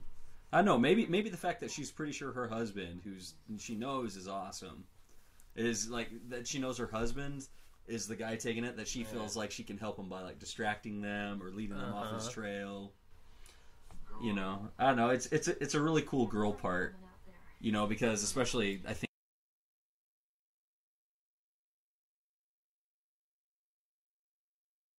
And she's actually being like super cool and brave and totally using her wits and, you know, being almost as much, you know, pretty much as much a hero as Jonhn McClane, as her husband. And then you get Live Free or Die Hard, and his daughter kind of takes on that similar role where she's not a little bit. She doesn't know what she's doing, but she's trying her best to do whatever she can, even though she totally spoils everything, being like, "My daddy's Jonhn McClane." Well, you know, she was just kind of young and dumb. It had nothing to do with being a girl. Just has to do with maturity or something, I guess. Not knowing what is going on in the situation and just trying to make it as easy as possible, but then you just kind of dig yourself a hole. I love Alan Rickman. I swear, Loxley, I'll cut your heart out with a spoon. Why a spoon, cousin? Why not an axe? Because it's dull, you idiot. It'll hurt more. Oh, yeah.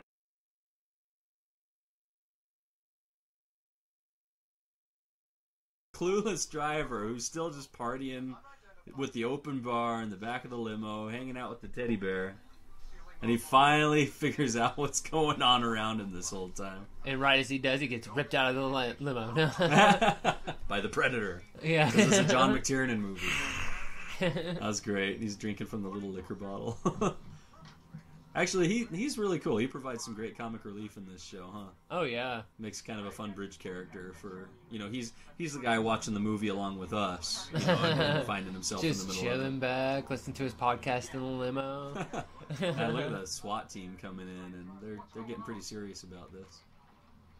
I love that movie, SWAT.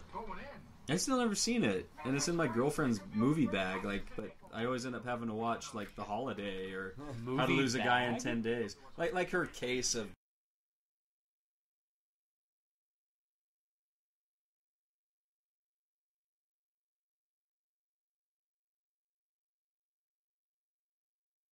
She's, so much more organized than that in real life, and she'd be like... She'd faint at the thought of somebody who would throw all their bags or their stuff in a bag. I feel you, girl. My stuff's all tucked away in their little sleeves, also. Yeah. Of course, who uses DVDs these days? You know, it's funny. Since we've been together, just the last several months, we've been collecting the stack of new DVDs, which is weird because I sold most of mine. When I went to work in the oil fields and was going to be gone. I thought I was going to be gone for a long time, so I just got rid of all my DVDs and sold them to the used store place and. Now I'm starting to recollect even some movies that I used to have and stuff, and, despite Netflix or anything else. It's kind of dumb of me, I guess. I gave you your Punisher sticker the other day, right? Mm-hmm. Okay, I had to make sure. I didn't remember a lot from that night. I was the last one up. Really? Yeah. I don't remember walking home. I made a vegan eggnog cheesecake. That sounds... It should sound disgusting, but it sounds really good. I'll get you guys a piece after this. It's super delicious. Okay, I'm down. I took it to my family party, and they always give us so much grief about not eating the meat or not eating this or that. And I'm like, I'm a better cook than most of you guys, and I don't have to eat meat or use milk or, feel bad. Heat as I eat my meat to the Meat Beat Manifesto. That was some...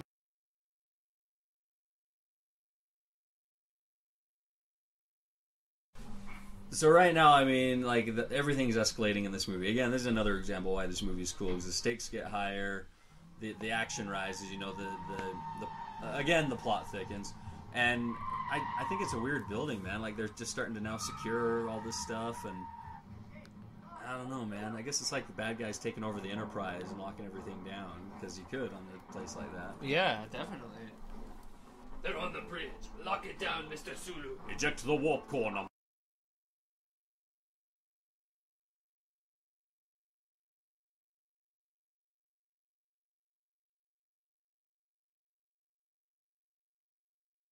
Oh, Death Vader? Yeah. No. Because it's just clips from the real movie, and someone will say something to him, and he just stands there and goes, "What?" Really sounds way funny. You gotta look that up too. What? So what's Big Trouble in Little China doing? Grabbing a candy bar? That's awesome. I just remember him I swear he showed up in some movie and was torturing someone in a basement with electrical stuff, and their feet were in water, and it's he showed up as a gag to be doing that in some movie. I can't remember. Could have been not Hot Shots, but yeah, Hot Shots. Was it Hot Shots? I think it might have been Hot Shots. It may have been. Yeah, but it was a movie like that. Yeah, that's what we should do. I love that movie. Why is this guy hiding in the parking garage? Is he just trying to stay safe? That bear's gonna kill him. This isn't Poltergeist with. Yeah.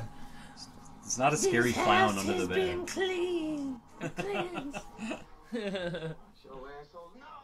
They're here. No! Don't go that way! Oh, why are they going across the street? Yeah, I'm lost.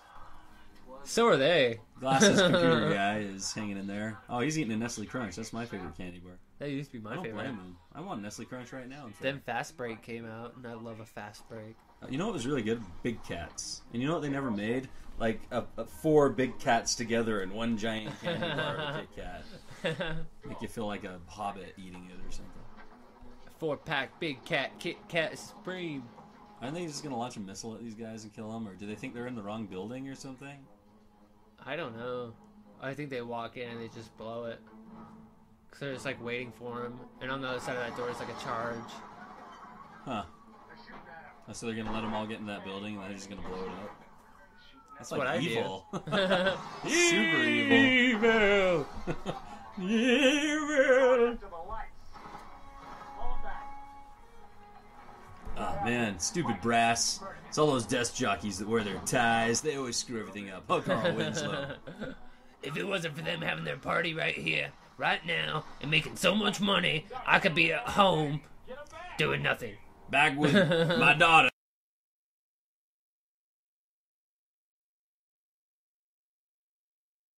Is it like a SWAT team tank thing or whatever?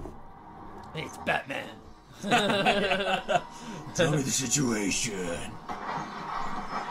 Oh man, can you imagine how much that would undercut Bruce Willis in this movie if Batman showed up? Right? Kevin Nealon.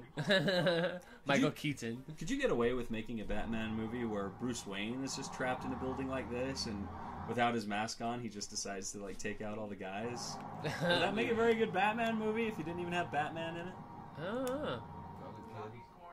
Yeah, that's definitely Batmobile. I don't know, I just always wanted to see a scene where he's like fighting someone and he's sweating so bad that it makes his eye paint like run down into his eye and he's like, oh, the Batman can't see. Oh man. He has to pull his mask off and a bunch of water just drains out of it. Alfred, I gotta get some more breathable material. Alfred, dispatch the bat towel. Very good, sir. Accio bat towel. Actually, in that case, it would be Michael Caine doing it. I told you, Mr. Bruce, you need to get something more absorbing. I would have to say, like, he's by far the best butler. I love Michael Caine. I don't know. I was kind of a Michael. Who's the guy? Michael Gambon or something like that played him.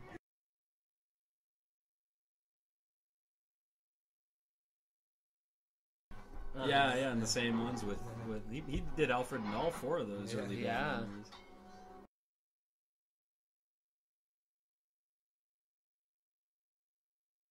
Batman keep changing. Everybody chill. Yeah, everybody. Freezing hail, Batman. Yeah, nothing gets better than Schwarzenegger as Mr. Freeze.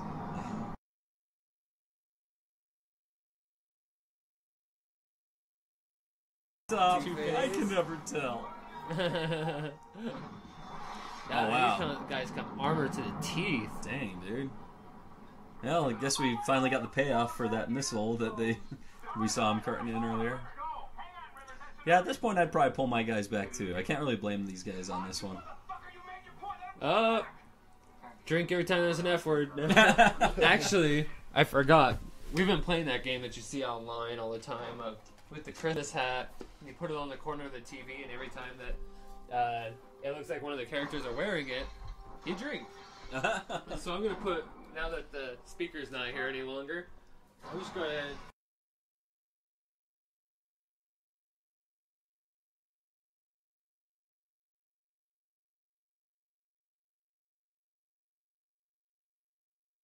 It looks like he's wearing the Santa hat on his head. You got to take a shot. Yep.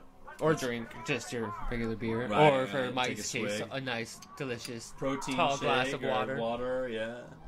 Tried to keep it clean, and I know I got to drive home, man. So right, yeah. I'm already home, so I would probably still drink, but I don't condone drinking and driving.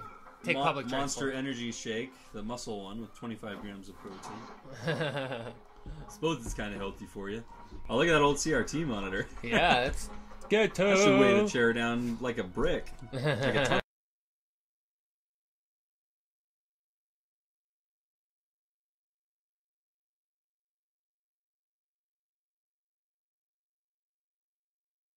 Impressive timing. Wow, it took out the whole floor? Really? What was in that monitor? C4. Yeah, oh, but that's right. a whole He stick found it of on the C4. floor. Oh, well, here comes the fireball after him. Oh, shit! Great with Can't timing, blame him for that not one. dealing with the repercussions. Yeah. Fabio. Didn't think too far ahead. I thought the same thing when I saw that guy's hair. He's got like this awesome 80s hairband here. Remember when he played the leader of a cult, Fabio? Did he? Bubble Boy. with Jake Gyllenhaal. He was the leader of the Bright and Shinies. I've never seen Bubble Boy. I need to. Oh man, it's got Zach Galifianakis and Tony Trejo. Trejo. You mean Danny Trejo? Yeah. What's his name? Danny Trejo. Machete. Yeah. Machete. Yeah, he's in it. That's hilarious. There's so many great cameos that are Bubble Boy. I think I also might be getting it confused with Waterboy. Yeah. Zach Galifianakis is in it. He has like a few words. How far will this get me? Take a step back. That far. That's cool. It's nice that he has someone to talk to, like Carl Winslow. I know. Sometimes you just need that reliable person to just vent to, you know? Will's.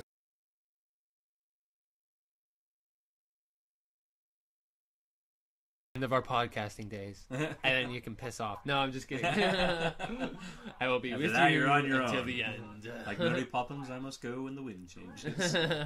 Other boys and girls need me. That's what I was telling everybody when I left Pingree. Why are you leaving? I'm like, I must go when the wind changes. There are other boys and girls that need me. It's the only excuse I could think of then. The pay here sucks. I'm going off somewhere else. I told him that I had an inflamed prostate and I needed to go relieve my prostate gland every 2 hours, so I couldn't work. Make up a fake medical card and Yeah. Photoshop too.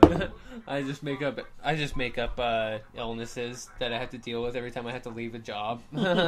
Just lost my job with the city. Oh yeah, I've got really bad tennis knee, and it requires that I beat it with a racket 3 times a day to relieve any swelling. Beat what, your knee? No. No, actually. Beat my knee. It's a terrible condition where the skeleton tries to leap out of the body. The coroner, I really hate that guy. I really hate that guy. Hi, everybody. Oh, so Creepo Beard Guy thinks that he's going to be as cool as the girl, and he's going to go talk to them, too. But in fact, he's going to gonna get really scared and then just try and become one of the bad guys and be like, oh, I was trying to help you guys the whole time. Please don't kill me. Does he? I forget about that. Is that? I don't think I he thought really I think does. he just gets shot because the guy, Yeah. he's a good negotiator. You just bought another hour or something like that. Because he just kills the hostage. I don't know. We're not sorry to see this guy go. They've already No. established that he's trying to hit on some other guy's wife. He's doing drugs in the office. Yeah, he's being all smarmy right here with the bad guy. I'm glad the bad guy doesn't fall for it. This guy gets his just desserts. Yeah. He's like, look, I'm a business guy. Let me try and say something. And he's one of those business guys that you really, really hate, and he's obnoxious Look and at shit. Look at his awesome 80s suit coat, though. It's got giant shoulder pads. Oh, yeah. It's not quite as cool as Fabio's outfit next to him. He but... does one of the 4 buttons up. Yeah.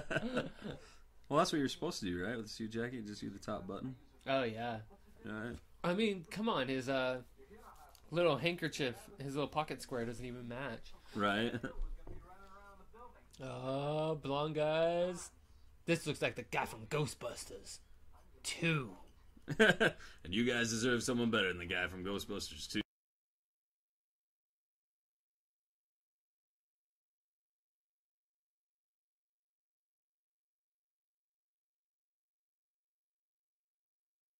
It's better than, yeah, bro. Bro. Bro. No. Bro. No, bro. That's no? better than like what some of the Bro. old guys at work call me. What's up, Tiger? Hey, Sport. How you doing, Slugger? How you doing, champ? Yeah, champ. Hey, boss. I remember one time I was Hey, there. boss. My sister came in and she was waiting there like until I got off work, and she says, and someone goes like, "All right, boss, have a good one," and he leaves, and she looks at me, she goes, "Is he really? Or are you really his boss?" I'm like, "What? No, he just calls me that." No, I'm just like Bossa Nova, It was like I'm back just, when I was so like much cooler than all 18 these and guys. just out of high school or something. So it's like, you really that guy's boss? It's funny. Really quick, I want to give a shout out to an old friend that has had kind of a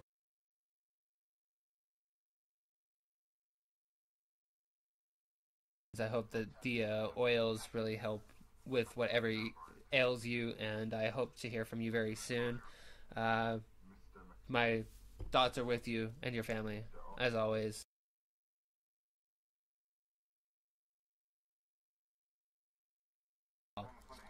Yeah, it's hard when people are going through stuff, especially like this time of year when everybody should be like joyous and our problems should melt away and life should start over at the new year.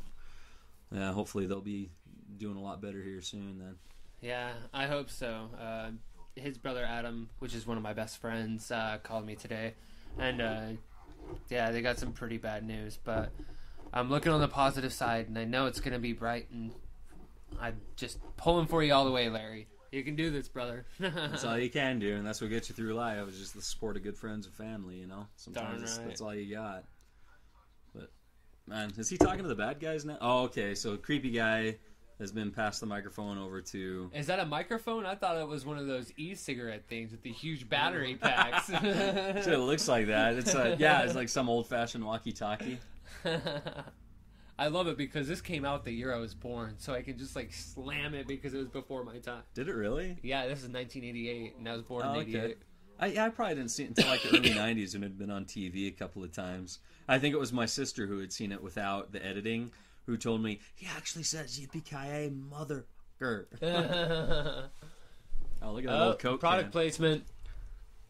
Oh, does he not know how to pour a drink? Before you get murdered, have a Coke. Oh, it almost looks like Bruce Willis is wearing the hat. That's too bad. We can't take a swig, right? Right. Look how smarmy he is. You're just waiting for this guy to die. Just waiting. Come on. Come on, die. Die.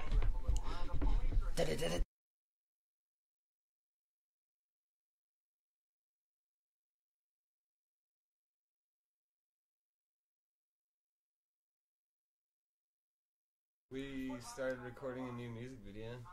Yeah, that's what you were saying. You got a green screen? Yeah, it's gonna turn out really cool and 90s looking. I'm excited. Retro. That's very hipster. Evan's so hipster he listens to records? Vinyl records? No.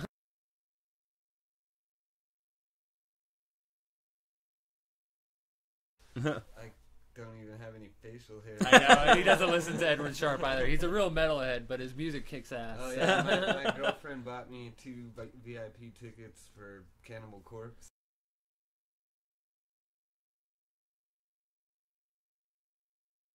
It was like one of the crowning moments of his life. It was really cool.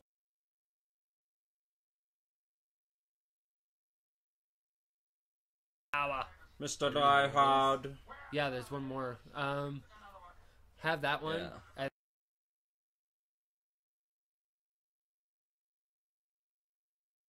Doing well and doing a good job. He just murders him. That's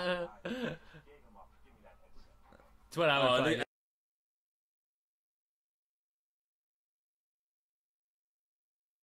Upstart Cup. But you know who still has faith in him? Carl Winslow. Doesn't Die Hard with a Vengeance?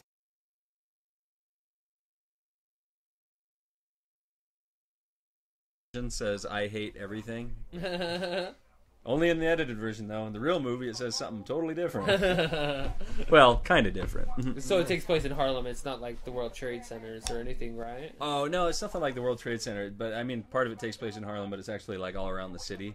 Gotcha. But it still has one of my favorite parts in any movie where the guy that does the voice of Scar on The Lion King. Yeah. It's not Michael Ironside. It's Jeremy Irons. Jeremy Irons. He just looks at this explosion and goes, "Holy Toledo!" Holy Toledo. Like, it's like great line delivery.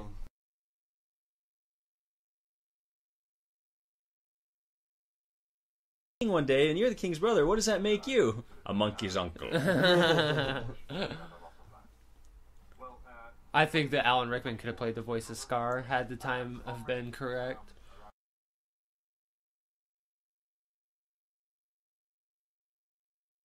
So everyone's just talking to each other in walkie-talkies. Like, I thought this was an action movie. Yeah, it's like blah blah blah blah blah. I mean, I'm sure if you pay attention, sure, like, the tension's like ramping up, and we're not sure who's gonna do what to who, and you know the stakes are getting set, the pieces on the board are moving, but like I don't know. We're not really paying attention, so maybe we're kind of missing it. Well, Alan Rickman's starting his own podcast right here. Oh, is that what's going on? That's why he just on? keeps talking. Like, he's interviewing the cop and everything. And that's why Bruce Willis is just, like, hanging back, listening to his podcast, smoking a cigarette, you know, no big deal, with a gun in his lap like I do, you know. Welcome to another episode of the high-class bank-robbing British German man. On today's episode, We have a New York cop named Jonhn McClane, who apparently now has a machine gun. Ho, ho, ho, Ho, Mr. McClane. ho. Yeah, I love Alan Rickman. You guys ever see Quigley Down Under? Uh-huh. He's really good in that too, fighting Tom Selleck. Yeah. Man, he's been killed by Tom Selleck, by Bruce Willis. Well, no, it wasn't Bruce Willis that kills him, so... No, it is, because Bruce Willis...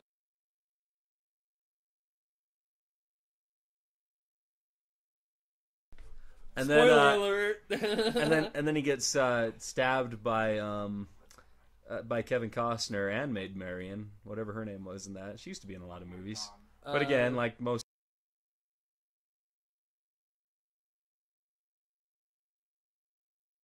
He also gets gets killed by...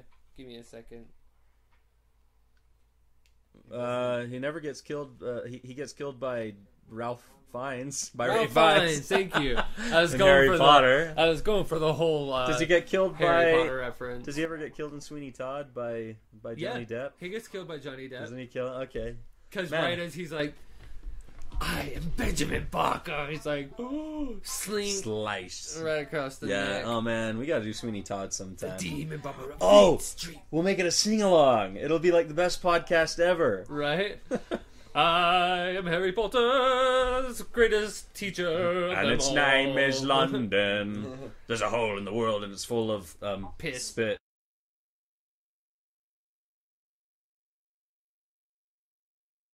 Rated R movie. Oh well, no, because the real world is worse than piss. It's from the other end. Yeah. Yeah. Oh, and all the people get to see their creepy boss getting carried out dead, and there was much rejoicing. Yay! Well, Carl Winslow knows what's up. He's just looking at this guy like, you don't know nothing. I'm Carl Winslow. I got this figured out. is he falling asleep? He looks like he's about to. Yeah. He's like, my blood sugar's low. I'm just waiting till the end of the movie when I can finally save the day. I was out of my time, man. 80s mustache cop guy in yeah. trench coat. What's this guy's name? He's in. Oh yeah, He's in the Goonies. He's Goonies. He's one of the bad guys, one of the Fratellis. Yeah, and he does all the opera singing. I forget his name. This guy's a great character. Well, he's one of the that guys. Yeah. One of them that guys. He's another one. Kind of like the super evil big bad blonde guy in this too. Like Yeah. we've seen what, like 3 other movies already that we can name him in without knowing what his actual name is. So what is this? Is this the C4 and he's checking it out or something? Or Just says Merry Christmas on the side. why did he come in here himself? Yeah, you have henchmen, bro. Yeah, what's up with that? He's just taking jobs away from the rest of us. I hate the upper class elite. And then he leaves his gun behind. What kind of a bad guy leaves his gun behind to couldn't step you up just- 2 feet? He really is probably one of the dumber bad guys at this moment. Even though Wands at the ready? oh, but still, this is great when he starts talking with the accent, right? Or with the American accent. Yeah. Hey, Yeah, man. right. Here we go. Look at that hair. And he gets all scared. I love how he fakes scared right here. It's probably a good thing he left his gun behind because it would have totally given him away, huh? Yeah. Okay, maybe he's smarter than we give him credit for. Yeah. He's like not even not just playing like an American accent or whatever, but he's like playing a really like sad, pathetic coward of a guy.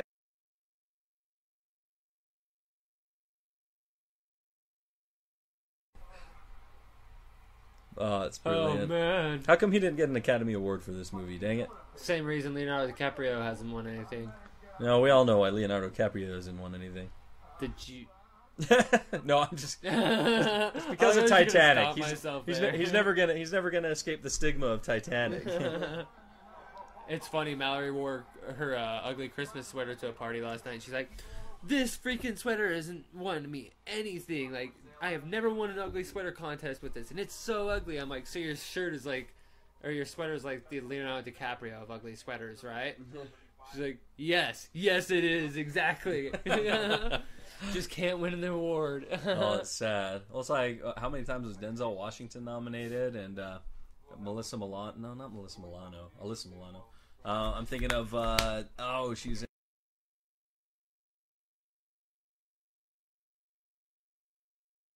She plays the first girl that Steve Carell sleeps with when he starts being a player. You know what I'm talking about. And like George Costanza always had a crush on her. Marissa Tomei? No, I'm thinking of Mel Torme. No, I think it's Marissa Tomei or something like that. Anyway, yeah, she took forever to win an Academy Award too. Like nominated 9 times.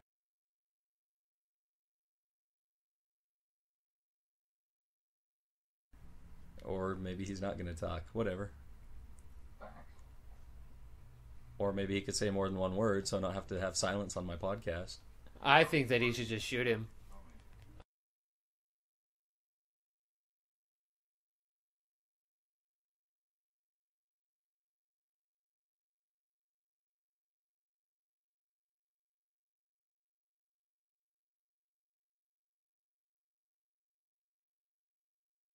Two in the head, one in the chest. Double tap. Well, if they're a zombie, you got to do 2 in the head. Ah, snap. Oh man, Hobbit look how feet. dirty his feet are. Yeah.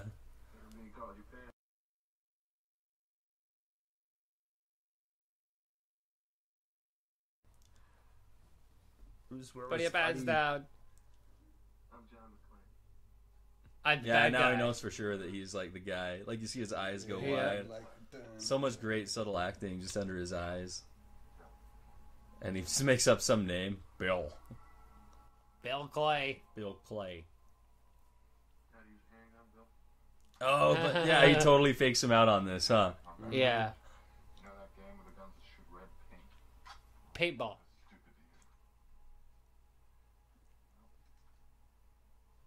No, that's super smart of the hero to test his loyalties like this and test who this guy really is. Yeah. It's a great way to find out. On the other hand, just imagine if Alan Rickman had been like a real guy in the building and he needed the gun at that moment to help him and he didn't have it. And he just ends up getting shot. I trusted you, Jonhn McClane.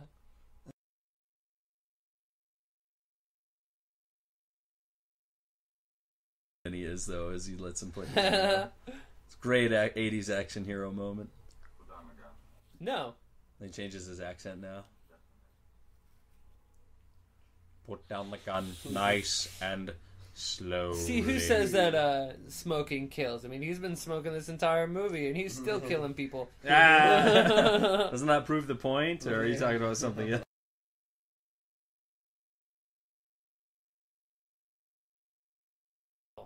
Yeah. That's the only reason that smoking kills is when you smoke a fool. Guns don't kill.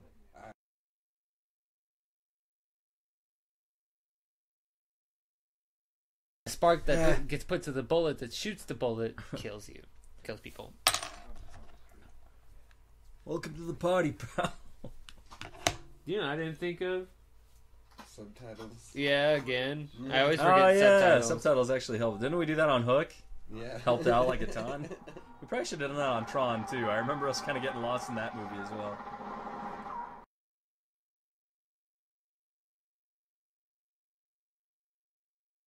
For it with his feet. Yeah. No subtitles available? Subtitles. Oh, that's too bad. Dang, NSA. Oh, speaking of kneecapping. Kneecaps. Dang, I forgot about that. Just pulled the D. Reynolds right there, where he just face plants into the door. That guy's dead. And if he's not, he's probably wishing he was after taking like 7 bullets to the legs. I don't know. As someone who hates office jobs, I'm just glad to see all these offices get shot up and exploded and stuff. Ooh, we almost popped that guy. If it weren't for that tiny little Christmas tree on the desk, Blondie would have been dead already. Through, right? Yeah. Shoot the glass! Oh, is that, what is that, a bulletproof vest? No, that's his gun, okay. Man. How many times do I have to tell you? Come on. Read my lips. Shoot the glass.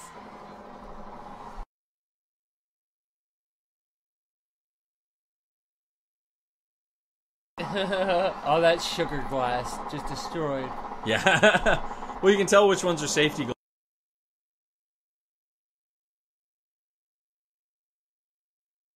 It's really thin and skinny. But like a lot of the rest of these are exploding like how safety glass would, so they don't have like too big of sharp shards that's exploding into their faces and stuff. Nowadays, they probably CGI most of it. Yeah. Most of the debris flying around. Oh, there's another hockey puck, or ding dong, as it were. Yeah, ding dong. And German ding dongs are lethal. They definitely are. That's a good out of context quote for the night. German ding dongs are lethal. I'm just not even gonna go there. Oh man. What is this? You just set me up so much that it's so hard to stay clean on this podcast. You're doing a good job, Will. I'm like an alcoholic trying not to drink. It's so hard to stay clean, man. Who's that guy? Dick Cheney. Yeah. Dick Cheney's dad. Nah, he doesn't look evil enough. So here's Walter Peck with, creepy 80s mustache guy. In a van, go figure. In a hot girl that wears bangles. It was the 80s. They were in. There's the dubiously Texan guy. And Big Trouble in Little China. Yeah. Big Trouble in Little China's got all the C4 now. I guess he's got to go put it all back. He's the only one that knows how to work it? Probably. Seems likely. He's mad because he still hasn't avenged his brother. That's what he's all about now for the rest of the movie.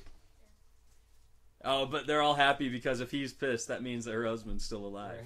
Right. That's clever. He's still alive. Only John could make someone that pissed off. Oh, yeah, but this is where his feet are all... Oh, this part makes me squirm.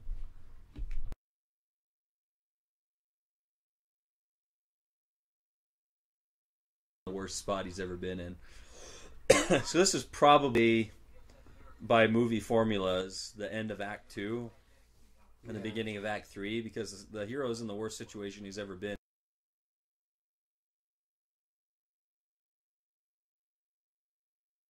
Yeah, exactly. The climax and the resolution. So, look what I just found in my fridge. That's a really big Budweiser. And I can tell none of my roommates bought it because we don't drink Budweiser.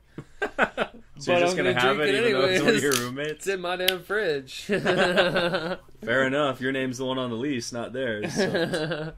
Ooh, he's picking glass out of his feet. Oh, my goodness. That's like what happens when you walk around my house because you get those goat head thorns. Oh, my gosh. Yeah, you got those stupid plants out there. Out of control out there. In the neighborhood I grew up in, they were still building some houses and stuff. So, all the time, my buddy and I, he just lived in the fence on the back of me. And a lot of times,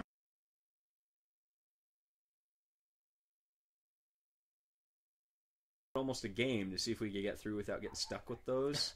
Yeah, we get those little goat head thorns in our feet all the time. It hurt like a mofo. Okay, man. It's cool that Carl Winslow's still there, got his back. I got a kid. Oh, no, he shot a kid. I misheard him. Oh, I thought he said he was going to say... He's like a million times cooler now. Yeah, he shot a kid. Like Urkel.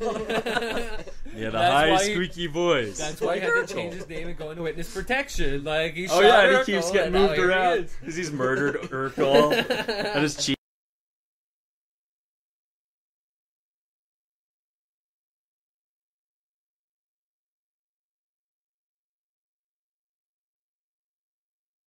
That? No, I didn't, mother. Why is he smiling about how he shot a kid? Because Jonhn McClane's like, I feel you, man. I shot a kid once too. And it was Justin Long. I shot just.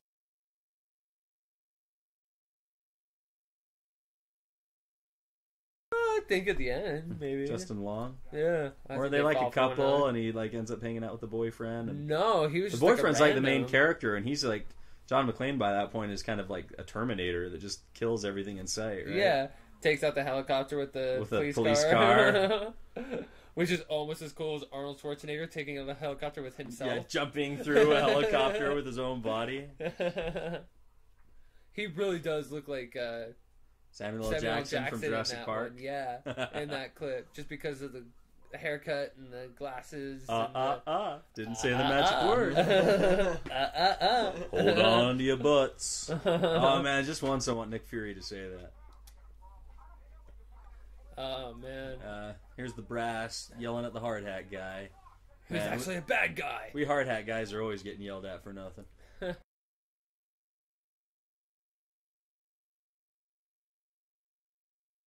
An episode for the first time last night. It's the one where they break in and get the stuff to save Skye because she got shot in the stomach a few times. Okay, so they got the Cree blood or whatever it turns out to be, which online spoiled for me. They went to Tahiti. Yeah, Tahiti, quote unquote. Because everything has to be freaking... Well, it's a magical place. Yeah. You should go there sometime. Right, he starts catching on to it. No, it's a great show. Like, I'm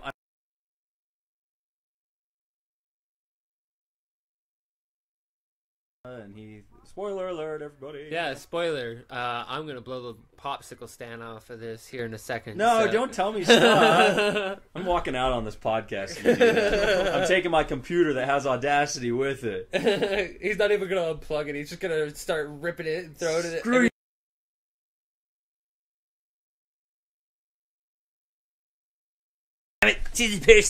Well, it's no spoiler to say that Terrigen.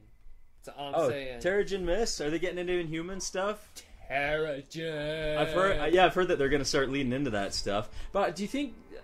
Did we talk about this before? But do you think that they're going to just start using Inhumans as their own mutants since they can't really use mutants? Yes, they definitely are. Is that basically how they're approaching it? We haven't even talked news, like Marvel news. Spider-Man is part of the Marvel Cinematic Universe. Official Sony release. Woo! Spider-Man is in for Civil War. Wait, is it? Yes. Is it Miles Morales or is it Peter Parker? I don't know yet. I don't know if they're going to go Miles Morales or if they're going to After all this crap with Sony, they better just sell out and be like, you know what, forget it. We're just going to forget movie stuff and make cool TVs from now on. You know, I just want PlayStations. The only person I think they should keep from the Spider-Man is J.K. Simmons as... J. Jonah Jameson. Yes. Yeah. Because he's like the perfect J. Jonah Jameson.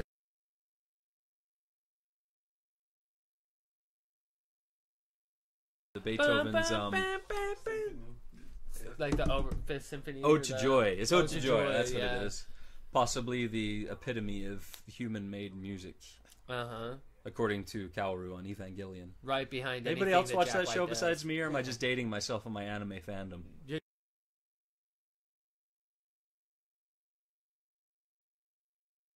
Oh no, Carl Winslow is confused. You can tell because his face looks the part.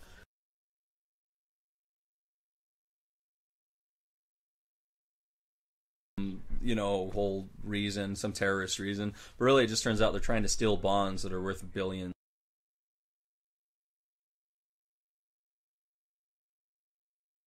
I mean, every bullet is a... No, oh yeah, every bond is a bullet in your best guess. Yeah. Yeah, it's like, wow, what's wrong with that guy's face? He looks like Edward James Olmos. The Goonies guy. Yeah. And no wonder he always plays a tough guy, huh? The tough guy, eh? Yeah. Probably talks yeah, like they this. get a tough guy try walking through glass, tough guy. Oh my gosh, he can't even walk now. Oh.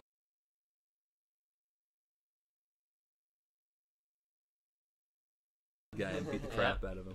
This is where he goes above the level that he was able to before. Yeah, exactly. It surpasses. This is where he goes over 9,000! Jonhn McClane just gets like spiky blonde hair and blue eyes. Which, you know, he could only do in this movie because after this, Bruce Willis didn't have hair.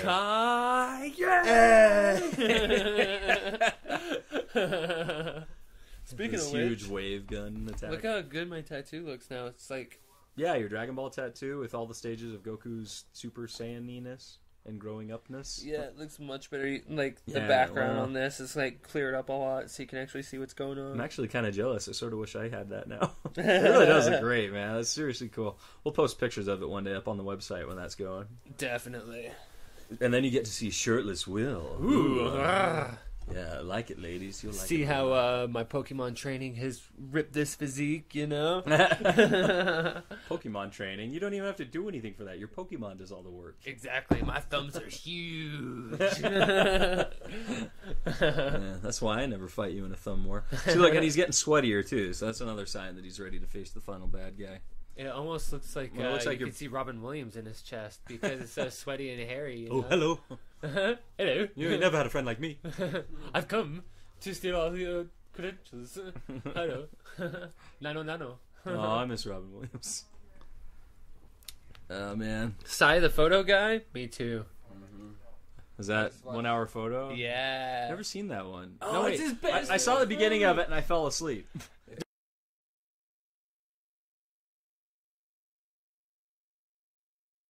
Robin Williams movies.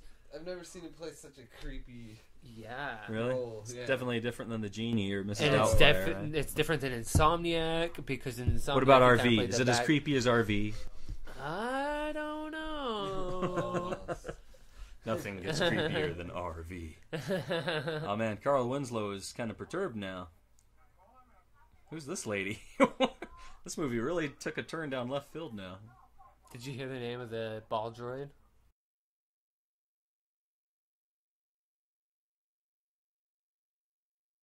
Something like that. Oh, BB something. Yeah, okay, that sounds familiar. I think I heard that somewhere. They released all the names and everything, and Is the girl Kira? yeah, Do they stick with that? it's Okay. like Kira. 'Cause my brother told me that, and then I wasn't supposed to say anything. Your brother hasn't said anything. Yeah, he's never said nothing. Actually, I don't even think he knew. I think it was just listed.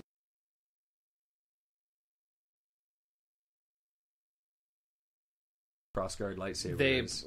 brought out his name. Oh, what's he? And it's so cool. Like Is he Darth End?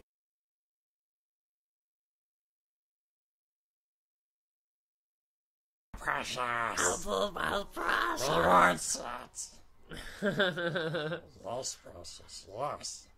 This is not the truth they're looking for. Oh, there's all the C4. Man, Big Trouble in Little China guy just kind of stuck it all in one He was spot, so huh? Crazy. Yeah. Oh, look, the blonde guy got him. Is that a paintball gun? Oh, no, that's the FAMAS. yeah, Maybe that's not a FAMAS. I think it's just a paintball gun. You got Yeah, nothing to worry about, Jonhn McClane. It's just a paintball It'll gun. really hurt, but. Get a welt like a mountain. Oh, man, Carl Winslow knows that something's up. And when's he going to finally get off his butt and go save the day? Because he's Carl Winslow. Not until he gets his cheeseburger. If only he hadn't dropped it in the parking lot. Get that man a cheeseburger now! Oh, nice. He's going toe-to-toe with Big Bad Blonde Guy. The Force Awakens names. Oh, you're looking it up.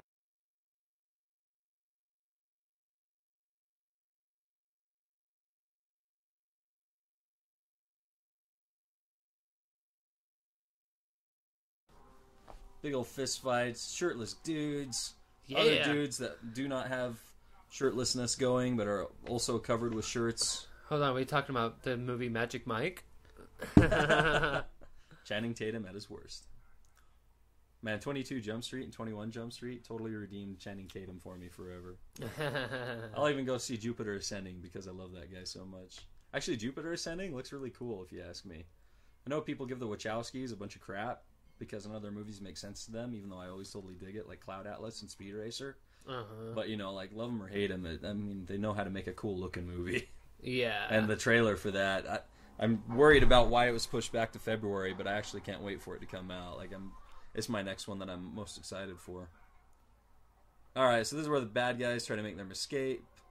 I guess it's just coincidence that he grabbed her? That he grabbed his wife? Did he know that that's his wife? I don't know. I think he figured it out because when he was sitting in her office, she kind of glanced over at the photos. She had one turned down that was Jonhn McClane. Oh, And I okay. think he looked up.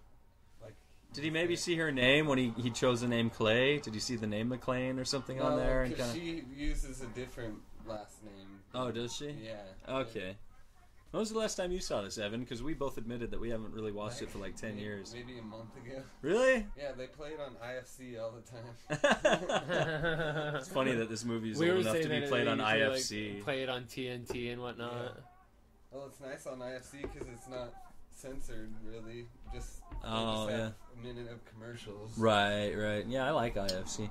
Man, it's kind of funny because that shot when they're looking out of the helicopter, when you watch these old 80s movies on a nice HD TV like this, like you can see that blue screen line like so easily. It's so funny. The Sith Lord's name? Kylo Ren. Yeah, okay. No, I did read that. Okay. I'm like, cool that's kind name. of a cool name. Like, I wonder what his deal is, though. I can't wait to... I'm seriously excited for that movie. It's too. going to be a lot of fun. I agree with everybody, though. I'm trying to keep my nose out of it as much as possible because, I mean, we've still got a year until it comes for out. And reals. it's like, ugh. And you just know, like, we're always going to get news about it. It's going to be nitpicked to death. I almost kind of wish that I could block all news from it just so I can go and enjoy it for what it is when it happens. Well, you heard who they're casting as Adam Warlock, right? No, actually. Matthew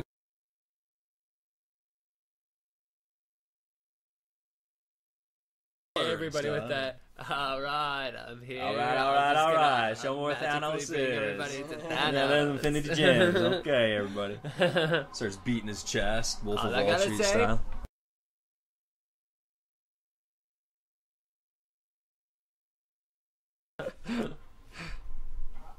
Are they grabbing their money and getting out of here? And they're grabbing hostages. Here's what's getting wrapped up, people. Like, this is the last, 10, 15 minutes? I mean, nowadays, with everything being digital and stuff, would they even have paper bonds in a vault like that anymore? Or would it all just be like money transfer and Bane would just have to come out and be like, show me what this is. We're going mobile, people. Where is my heart? Bane, that's my name. I laugh when you ask why I wear the mask. Yes.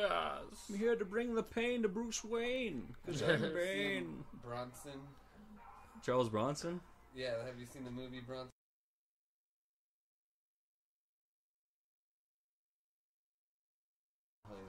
Tom Hardy. Huh? Oh, really? Yeah. No, I didn't know that. Good. Tom Hardy's been in a lot of stuff lately that he's really good in. And the Mad Max, like, I still haven't seen the new trailer for that, but I keep hearing nothing but awesome things about it. Yeah. I just listened to a podcast with Chris Jericho. Oh, I listened to that one on the Nerdist. Yeah. He's a goofy guy. He's a really goofy guy. I used to like him, like, when I was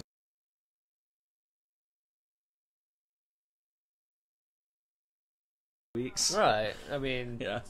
You had to kind of adapt to your Chris Jericho and so. Chris Benoit, who, that had unfortunate stuff happen. And anyway, yeah, like Chris Jericho is one of my favorites, actually. I don't even know who's in wrestling anymore. Do they still have, like, the Big Show and... Big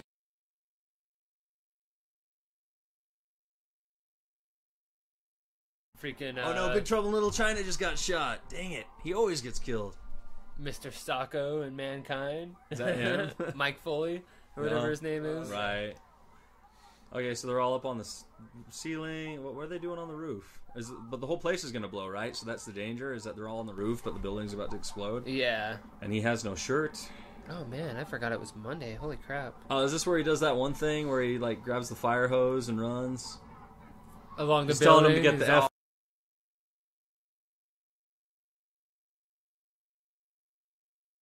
Down! Dominique! Don't go for the chopper! He's not a tumor! Yeah, don't go for the chopper. Oh man, they think that he's one of the bad guys, so they try to shoot him. Oh my gosh, this movie's insane. Alley-oop! I bet his feet are in so much pain. Like, they'd probably be swollen by I've got now. like so many podcasts downloading right now. Good thing you're on your wireless. Yeah. Man, now we got a helicopter firing at people. This is a great action movie. Oh, that guy's hanging there, and they all see his dead body.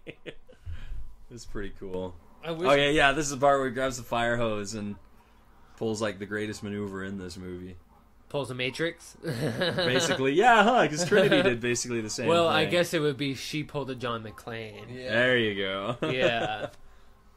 If we're going to be fair and give credit where credit's due. There's really Texan guy. We've got the recording equipment, and I have access to computers and everything like that, I really wanted to start doing, like, a weekly podcast for comic book or shows in general. Whether it be Flash, Gotham, Arrow, Agents... I don't know about Arrow. I just can't do it. Okay. Yeah, you said before.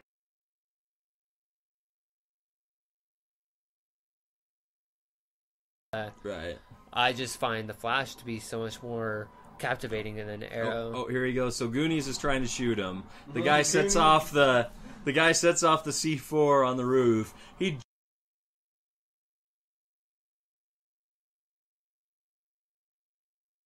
Ow. Oh, it did. There it goes. There it goes. Boy, it probably wouldn't actually get stuck right there. It probably would have just gone over the side. Yeah, it's all around. That's alright. It was the 80s. Oh, his feet are still bleeding again. He's like, well, time to get more glass in my feet. No, At least he's smart enough to shoot it out first. He doesn't. Or Trinity did the same thing. Shoot the glass. Go right No, through. she just crashed into it and then like climbed back. Yeah, they're so badass. They don't need to shoot the glass, right? Yeah, exactly. Oh, isn't he still hooked onto it? Shouldn't he cut it off? I mean, it's he's on his feet again. Cut the And he's cord, sliding bro. out.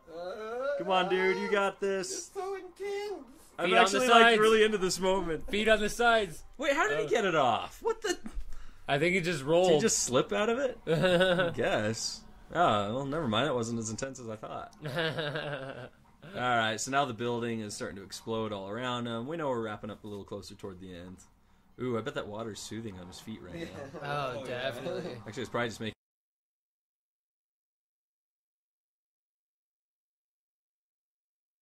Wow, so many explosions.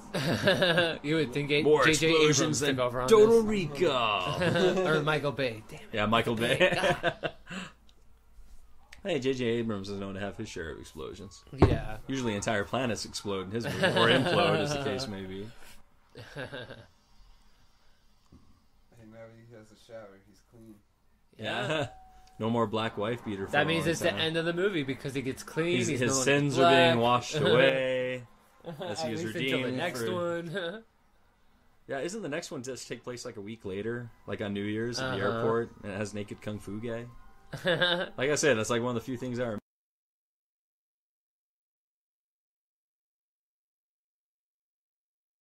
It's kind of like when you're playing Pokemon and you battle a bunch of people to get to a certain point, and then you get to challenge your rival, and you're already like wounded and paralyzed or asleep or whatnot. And there's no Pokemon Health Center in the. Yeah, there's no vicinity. Poke Center anywhere.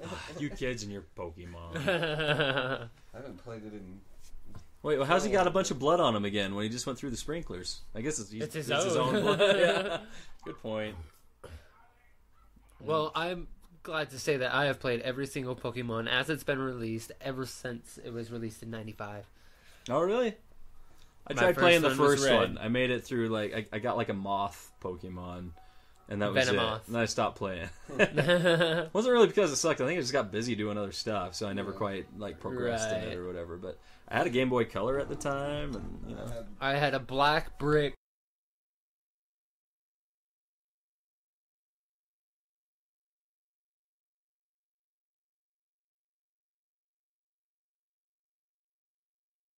And then finally Game Boy Advance came out, and that was awesome. But then they had the Game Boy Advanced SD, which had the flip-top thing. Yep. Yeah. That thing It was was like a little awesome. I played square. so many games on that. And my favorite part about the one I had was when you closed it, it looked like an old NES system. It looked like the old Nintendo. And then when you opened it up, the whole thing of it looked like the old NES controller. Yeah. So I had that, and I played a lot of games on that. My favorite And then- thing was my Super Nintendo. I had like the game cartridge thing. Oh, yeah. So I could like put my Game Boy game into the cartridge into my Super Nintendo Oh yeah, and play it on the Super screen. Game Boy or whatever it was. Yeah. And you could add a little bit of color to it, and then like some weird borders and stuff. Yep.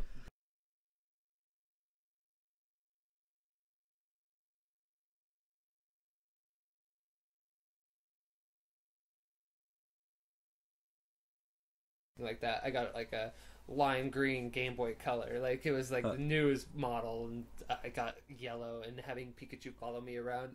Yeah, because that was the big deal with yellow is you get like a Pikachu from the beginning. Yeah. Okay, I remember that. And you could like turn around and check how it liked you and see how like it's. And it never did, and we frustrated it and started throwing stuff at it. Did you ever evolve?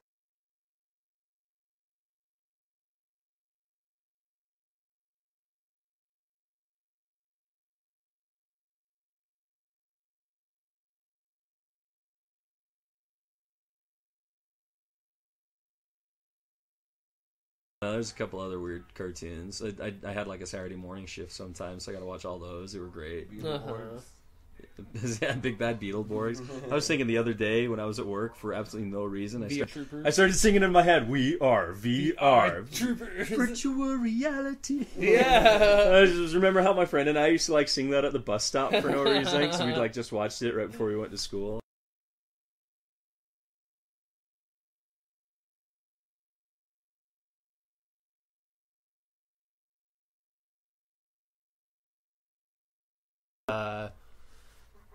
What was like the digital one, and then like the box would come down and it'd be put into like a video game world.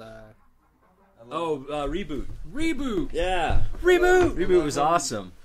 Danny DeVito does this on Always Sunny in Philadelphia. Yeah. Oh, dude, he had the gun taped behind his head, huh? He had like 2 bullets. Yeah. Oh.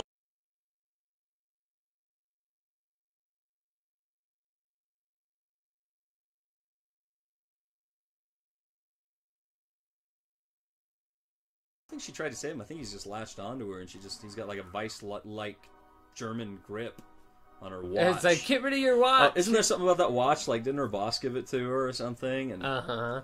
yeah, and so here's this great slow-motion fall that, again, on HD screens, you can see all the blue screen around him. Yeah. Oh, but it's still a great moment. Like, look at his face. Again, he's just a master at face acting. Yippee-ki-yay. Yeah, look at that scared look as he falls. It's almost as fake as that fall that the guy does on the Temple of Doom. Oh, yeah. Yes. Yeah.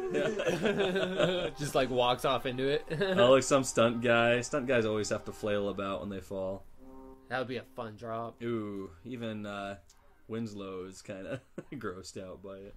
And he's seen everything. Yeah. What was his name again? Something Winslow? Carl Winslow. Yeah. I knew that.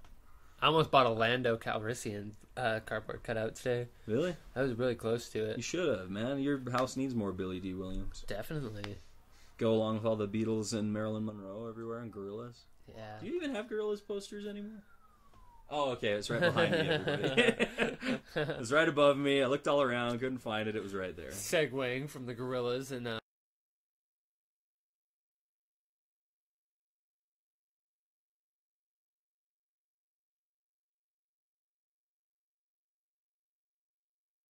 microphone was like cutting out and everything like that. Transitioning from Gorillas with gosh, you just lost. I give up. I give up on all this. It's okay. The movie's still got another 5 minutes. Willis, you got a minute to remember. Segueing from the Gorillas to Bruce Willis because he was in Stylo's music video. Oh, where he was a real massive bass, and he's like that huge shooting gun him with that 44 Magnum and just laughing. And he shoots the noodle robot. Murdoch and what's his face, Tootie. They're like all scared of him and driving their cars. Man, that was a great video. Gorillas really make some of the best videos ever. Definitely. I forgot Bruce Willis was in that. That's so cool. And he had no hair. He never has hair after this movie. And except maybe Die Hard 1 and 2, or 2 and 3. Here's the first meeting between Carl Winslow and as Bruce their Willis. eyes lock. Now this is the romanticest part of the movie. It's like, I thought you were black. And then Carl Winslow's like, I thought you were black too. Yeah. You're not Urkel. Yeah. It really is a cool moment between the two of them.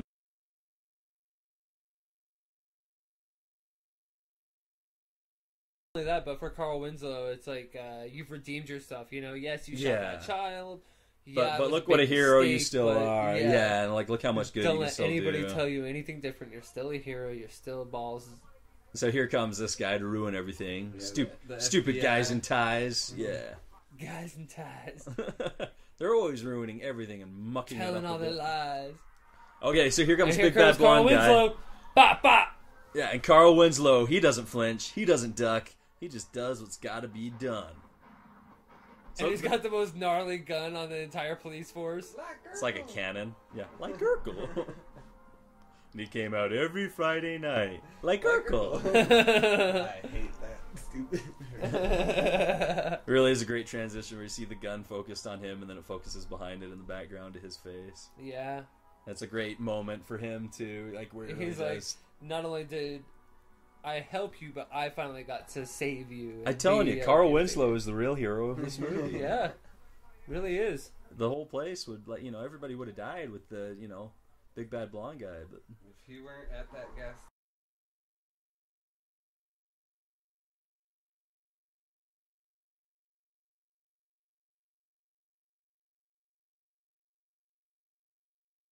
Exactly, Urkel told him. So here comes his driver. This guy's like the most. Hey, Carl!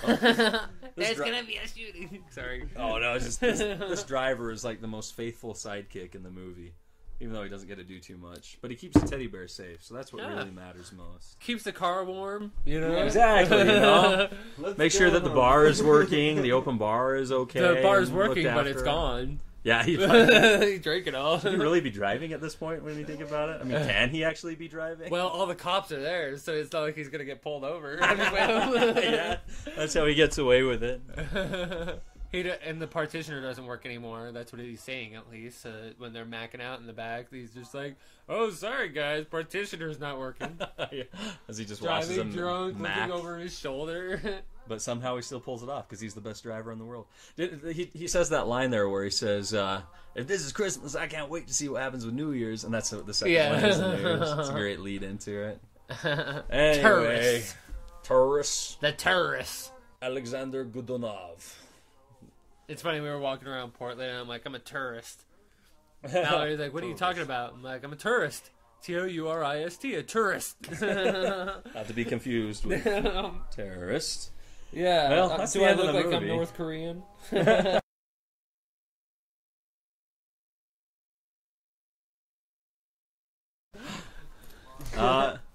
So yeah, that's the end of the movie, and we kind of didn't talk about it too much, but it's still one of the greatest movies. I mean, I think honestly, the cinematography in it's super good. The story's solid. The characters are good, and they all kind of go through their own character arc. I mean, this movie, like I said, we didn't talk about it too much, but we all really love it, and it totally works. And it's one of the great action movies of all time, I think. Yeah, there's not a lot of bad things or anything like that you can tear down when it comes to Bruce Willis. Yeah, honestly, I mean, this movie's solid. It's pretty rock solid. It's beloved and known and, you know, wonderful for all the right reasons. It's a great Xmas movie. Yeah, definitely a great Christmas movie.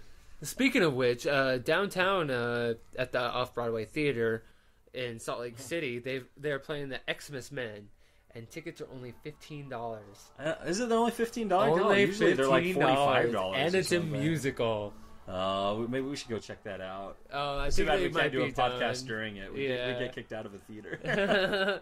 They'd be like, "Shut up, you guys! We know you read the comic book, but leave us alone." Xmas Men. Yeah, I remember you sent me a picture of the post.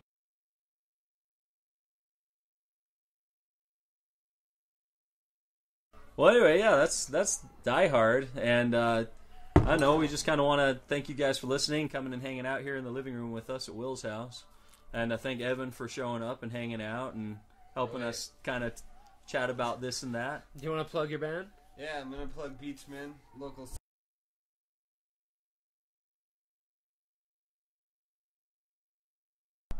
Everybody get that? Good. Beachman.bandcamp.com. Also, if you're if you're enamored by our wonderful logo that's on our website, which is still forthcoming, sorry about that. Indeed it is. Go check out the artist who helped make it all possible, Matthew Armstrong at matthewart.com. And check out all his stuff, like it on Facebook. He posts all kinds of things, all kinds of places, and I'll let you know more details on the website. But other than that, we also got Dr. Volt's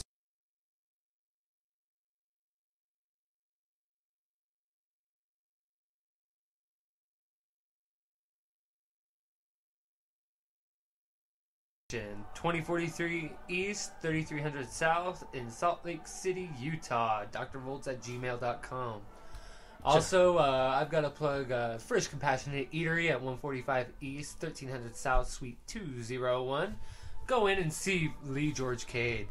Yeah, he has his own podcast with a bunch of his nerd buddies.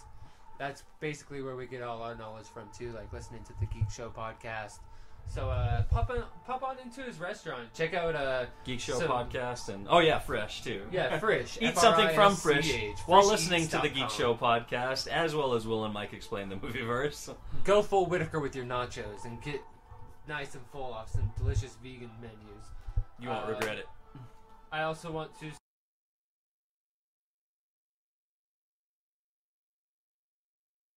I have the Indian statue in my living room. Thank you, Indian statue, for bringing those cigars to us so regularly. You would not believe just how flexible yoga has made Will. I can touch my toes. He's been in a human pretzel during this entire podcast. The entire podcast.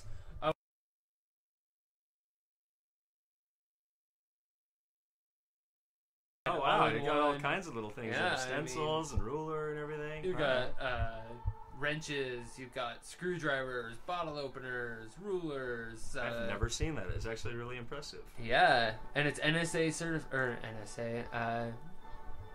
The airport security. Yeah, security you stuff. can get through security. You're going to need that tomorrow when you go to visit beautiful Yes, Wisconsin. Visit Wisconsin. I'm sure they need the tourism. I want to plug the Green Bay Packers, the best NFL team in the whole entire world. And if you don't agree, that's okay. Because everybody's entitled to their opinion, and I don't want to... But yours is wrong if you don't like the Packers. I don't want you to think that you have to like something.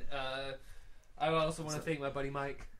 My co-podcaster and good friend. And my buddy Will, who's I couldn't do this without, who makes this all possible and makes it the most fun thing that I do every week. Except for hanging out with his girlfriend.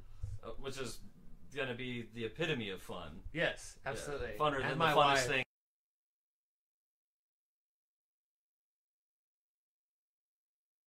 Be in on this. So. Yeah, and the movie kind of ran. We started a little late anyway, so this is perfect. But yeah, credits are over. I guess we should wrap this up and just tell everybody, hopefully you have happy holidays and a Merry Christmas and what have you that you're celebrating. And just until the next time, may the Schwartz be with you. Enjoy your hummus, everyone.